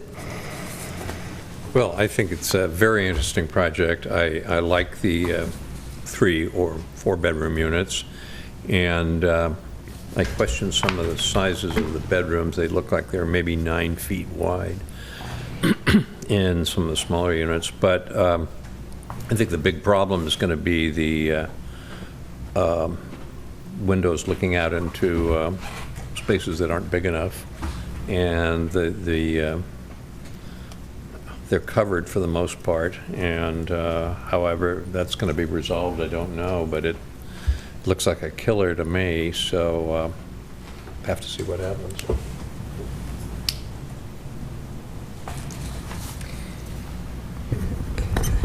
I think that the design of the project, I'm really liking the palette that you've chosen, and I think that using sustainable materials is definitely a good way to go, and I really applaud you for heading down that path. Some of the design comments that I do have relate to the layout, really the floor plan. I do really support the 100% family-friendly housing, but I think that the layout is just a bit repetitive and just needs some work in terms of mixing it up a bit. And then also, if this is going to be 100% family-friendly housing, I think that the common landscape area should incorporate some spaces for people with families. The previous project that you were here for had some examples of that, spaces that could be used for entertainment, and maybe also a play area. There definitely is a challenge with the units that face the courtyard, and particularly the units that have, or their patios are also facing that common landscape area, so you'll definitely need to look at that in terms of allowing some privacy for those units that have patios that are on the common area. And then as far as bonus points, the ones that are a priority in my opinion would be the sustainable design, the 100% or the family-friendly housing, and underground utility, which I think you mentioned, and alternative energy would be something worth pursuing. Those are my comments. I think I just need to back up a little bit because in looking at the need for a variance for the setbacks and looking at our variance regulation, I don't think that I could make findings to support a variance that would allow for the setback to be changed. So I think that that's a big hurdle to get over because I don't see how there are special circumstances with this piece of property that would make it, that would justify a variance. So I think that that is one thing that might be a major impact on shaping the project going forward. I do think also, since we put a high value on the Baker building, that it's true that we would like to see the Baker building as well. So that's another reason for the setback not to be done away with. I also, I really think the family-friendly aspect is great. I think the sustainability, if you move in that direction, is great. But I would also like to see ground floor units on the street side. There's ground floor units on other places on that street, and I think that activating that street and having some units that open up onto the sidewalk would be preferable to having landscaping or porcelain tile or planter boxes in front of the parking garage. I also agree that the situation, I understand the concept of getting light through from both sides, and I think that's great, but in those hallway areas, I think it's going to be very enclosed and cramped feeling, and I think there are also a number of spaces in the circulation spaces that are kind of narrow and cramped and could be opened up a little bit more. For example, the ground floor lobby where you come from the garage into the lobby area, there's pinch points there, and some of the hallways that go to the exit stairs by the open space are also have some very narrow pinch points. And I think it'll be great to see something go in on that site. Really, the family-friendly housing is a wonderful thing that I'd like to see move forward, and I think that it needs to be pulled in a little bit. Yeah, I think I really feel like the north facade is very strong. I'd like to see the south facade, at least some renderings of it or something that gives us a better example of how that's intended to play out. It seems like the north facade utilizes large overhangs a lot as kind of design elements, and I worry that's going to be pretty dark, being that it's already north-facing, but I don't want to mess with the facade too much in that respect either, because I think some of the overhangs and the things you're doing with them are creating some really nice spaces. I want to repeat Commissioner Donaldson's comment about the parking and the street. I mean, I see what you're trying to do with the berm, but I think basically what this really needs is taking units down to the street level to really activate it. I think what we ended up with here is parking, basically a parking garage on both streets that this property borders, and especially on the north side, I don't really feel like that's appropriate. I feel like we should be bringing the units down to the street level and activating that street. As much as we might try to landscape that issue away, what we end up with is really just a parking garage facing the street. I agree. I don't really see an argument for the variances regarding the setbacks, in particular the one along Peabody. I mean, right now, I think there's a single-family home right across the street from this. That's a small structure, and to have this structure with the garage in particular right up against the property line across the street doesn't seem appropriate. And I could see, granted, the neighbors to the east, if they don't mind being right on the property line, you being right on the property line, I could see that being okay, but then the ones to the west already expressed their concerns, and I understand those. Of course, that's only going to buy 3 feet, but it's something. As far as family-friendly design, I mean, I look at the units and I see units with lots of bedrooms, but I also see lots of small bedrooms, and they're all sort of opening off of the common spaces. And then the common spaces themselves are very small. Looks to me like even in the 4-bedroom or 3 or 4-bedroom units, whatever you want to call them, the common spaces only account for about 250 square feet. Which it seems really small to me for a unit of that size. I can't imagine a family having, their kitchen, living room, dining room space that small. Let's see here.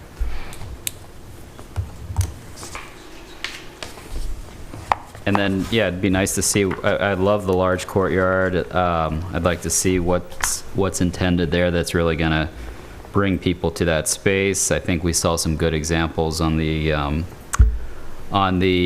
upper, on the roof terrace of the previous project with the barbecue, bar, lounge area, bocce ball court, the fire table, things along those lines that will actually bring people to that space to utilize it. As far as the bedrooms and the court issue, it's a conundrum because, frankly, I disagree with the court requirement with regard to the bedrooms. I don't really see why that's so important, and it ends up really kind of shaping spaces in a way that I don't think is necessary, and it sort of contradicts what's typically done when you have one building up against another.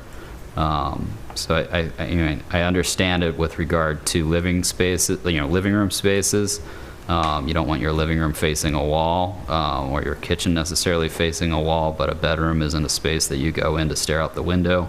And it's nice to have some natural light, but most of the time you're in your bedroom. It's not when the lights are, when the sun's out. So it's just it's unfortunate, and I'm look forward to seeing how you work that out with the staff. That's it. I'll just say that I agree with just about every other comment that's been said. Just to kind of summarize them, yeah, I agree that I think the north elevation is pretty strong. I generally kind of like the materials and colors that you're showing. I also, in reviewing the variance findings, I don't see how we could make them in this case. What else?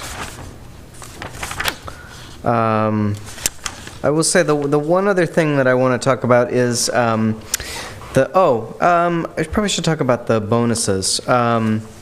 As far as what bonuses we might want to see, what bonus points we might want to see in award, I think, green building components would be great. It'd be great to see a LEED gold building, for example,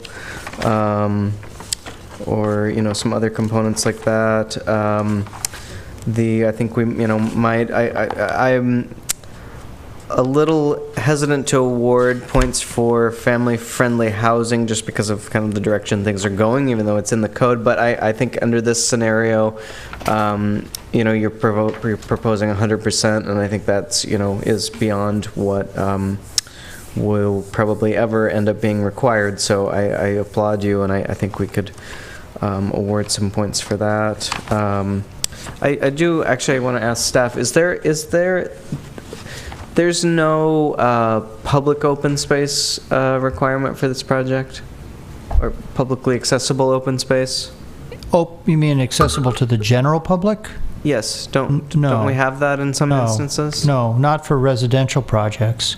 Oh. For non-residential projects, there's supposed to be a certain amount of common open space for the people who work there. And then there is, I think, if it gets over a certain size, then there's a certain amount of public open space also. But for residential, there's no public open space required. Oh, okay. Then the one other thing I want to say actually is about the units. One of the reasons I was asking about that bonus room is that I think in theory it's a great idea. It's, I would love to have such a room that could be, used for anything I chose. And I think it's a great amenity, but in this example, I think that one of the issues I think with these units is that in all of them, the shared spaces look very small to me. None of them are shown as accommodating a full-size sofa.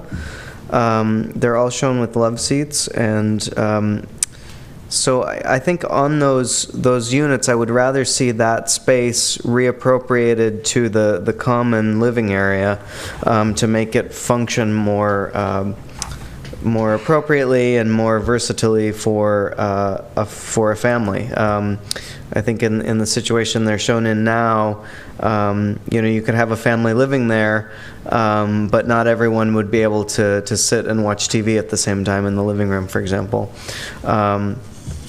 So it pains me a little bit to say it because I love that amenity of having that bonus room, that flexible room. But in this case, I see those living spaces as very constrained, and I think the space would be much better appropriated towards those.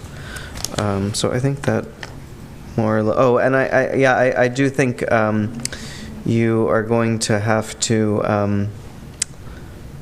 Just try and see what you can do to meet the court requirement. But I do think that's going to inform the design largely. So that concludes my comments. Chair Moss, could I just make a comment on the court requirement?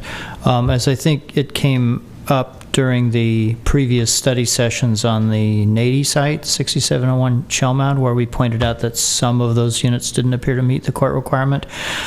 Unfortunately, the way the code is currently written, there's no wiggle room in that court requirement. It's a pretty hard and fast rule.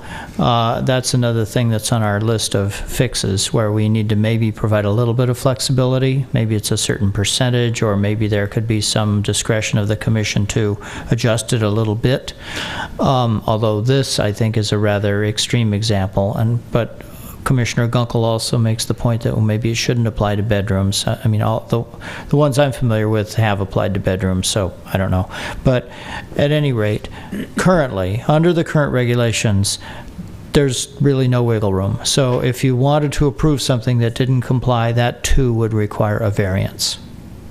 So in addition to the setback variance, you'd also need a court requirement variance. Yeah, I think I remember that from the NADI project, that it was very hard and fast. All right, does anyone have any other comments on this project? The applicant. Oh, I'm sorry, yes. Yes, yeah, come, please, come back up, yes. Thank you, I thought it was all closed, but I just want to say there's a few things that are of concern to you and are obviously very important to us, and also have been said by some of the speakers. The Baker Building is a very large building. Mm-hmm. It's one big, giant metal building. It's right on the property line. It doesn't matter what architect or what developer comes in, it's going to be very hard to be able to utilize the site that we have and set enough space to create an access road for the Baker Building. The Baker Building, unfortunately, is an existing building. It will have to deal with its own environmental planning and circulation issues. For us to take 20 feet away of our site to provide a common access road of some sort would pretty much nullify our ability to do anything on that site. For one thing, we need 42 cars. That fills up the whole first floor. I mean, there's certain realities that must be understood, and as much as we would like to respect this gentleman's request, it is impossible if we're going to set our building back so far, our courtyard will be gone. We won't get enough parking. So this is a very important issue, and the Baker building is a very interesting building. I actually like the building. I like seeing something that large there. But at the same time, it by virtue of its size and the fact that it has no windows, it poses a problem to any designer. I'm sorry. Any designer that builds against it. Chair Moss, could I just chime in here for a second? Yeah. I don't think you should perseverate too much on this concern. I didn't hear any of the commissioners raise it. I agree. It was a public speaker who raised it. Yeah. And I would also just like to point out that the Baker Metal Building has an existing entitlement that was granted years ago for its reuse by this planning commission. Well, not this planning commission, but by the Emeryville, some of these planning commissioners. And that entitlement does not provide any kind of access on the adjacent property. No. It's just, it's on its own property. So. And those entitlements are still active? Yes, that's because, for better or for worse, they were all wrapped together with the 5 townhouses that are currently under construction on Ocean Avenue, because it's all one piece of property. So it's all covered by one use permit. So by virtue of those townhouses now being virtually completed, the entire project is vested. Mm-hmm. So the Baker Metal building can be, redone pursuant to those entitlements. But it doesn't have anything to do with the property next door. Right. So the only variance we're talking about is there needs to be a 3-foot setback from the Baker building to this building. Yes, and if I could just say, I don't know if we said this in the staff report, but I think that variance could be justified. It's similar to the situation you had on Doyle Street, right, where the project had a 20-foot blank wall. Right. And what's the point of having a 3-foot wide canyon? Because the Baker Metal building on that side, on the east side, is not proposed to have windows, correct? No, I don't believe they'd be able to. If I remember it right, it didn't have the windows. So we're going to have a 3-foot canyon that's between 2 solid walls, and what's the point of that? Although I don't believe you could make the same kind of finding of unique circumstance on the Peabody east side or on Peabody. Well, also similar is not a great word when you're talking about variance findings. So, actually, if I may just, the units that the rear faces the Baker building are almost 15 feet back. So we actually do have a setback there. Where we don't have a setback is where we have blank walls. So we do offer somewhat of a setback, but that's really about as much as I think as can be expected. Thank you, and I'm sorry to interrupt your conversation. No, that's all right. Thank you. All right. So with that, are there any other comments regarding this project? Okay. All right. Great. Thank you. Thanks very much. So with that, we will move on to commissioner comments. Are there any comments from the commission? Should I take this one? Just to, when you guys were talking while I had to recuse myself, you were asking about the park on Powell. I talked with the leasing agent in that, and that unit is going to, or that complex, I believe he was telling me is going to have 9 3-bedroom units. There's 4 in the completed building and 5 in the new one, and currently they have 3 rented to people with families. And one is pre-rented in the not completed building yet, and he told me it's going to be a single man with 2 children is renting that. And the prices for the 3-bedroom units, the pre-lease pricing was $3,800, and that the newer building, when it reaches the market, will be at the current market value, like Emmy Apartments, at $4,100 a month. Thanks for that update. Any other comments? All right, then we're adjourned. $4,000.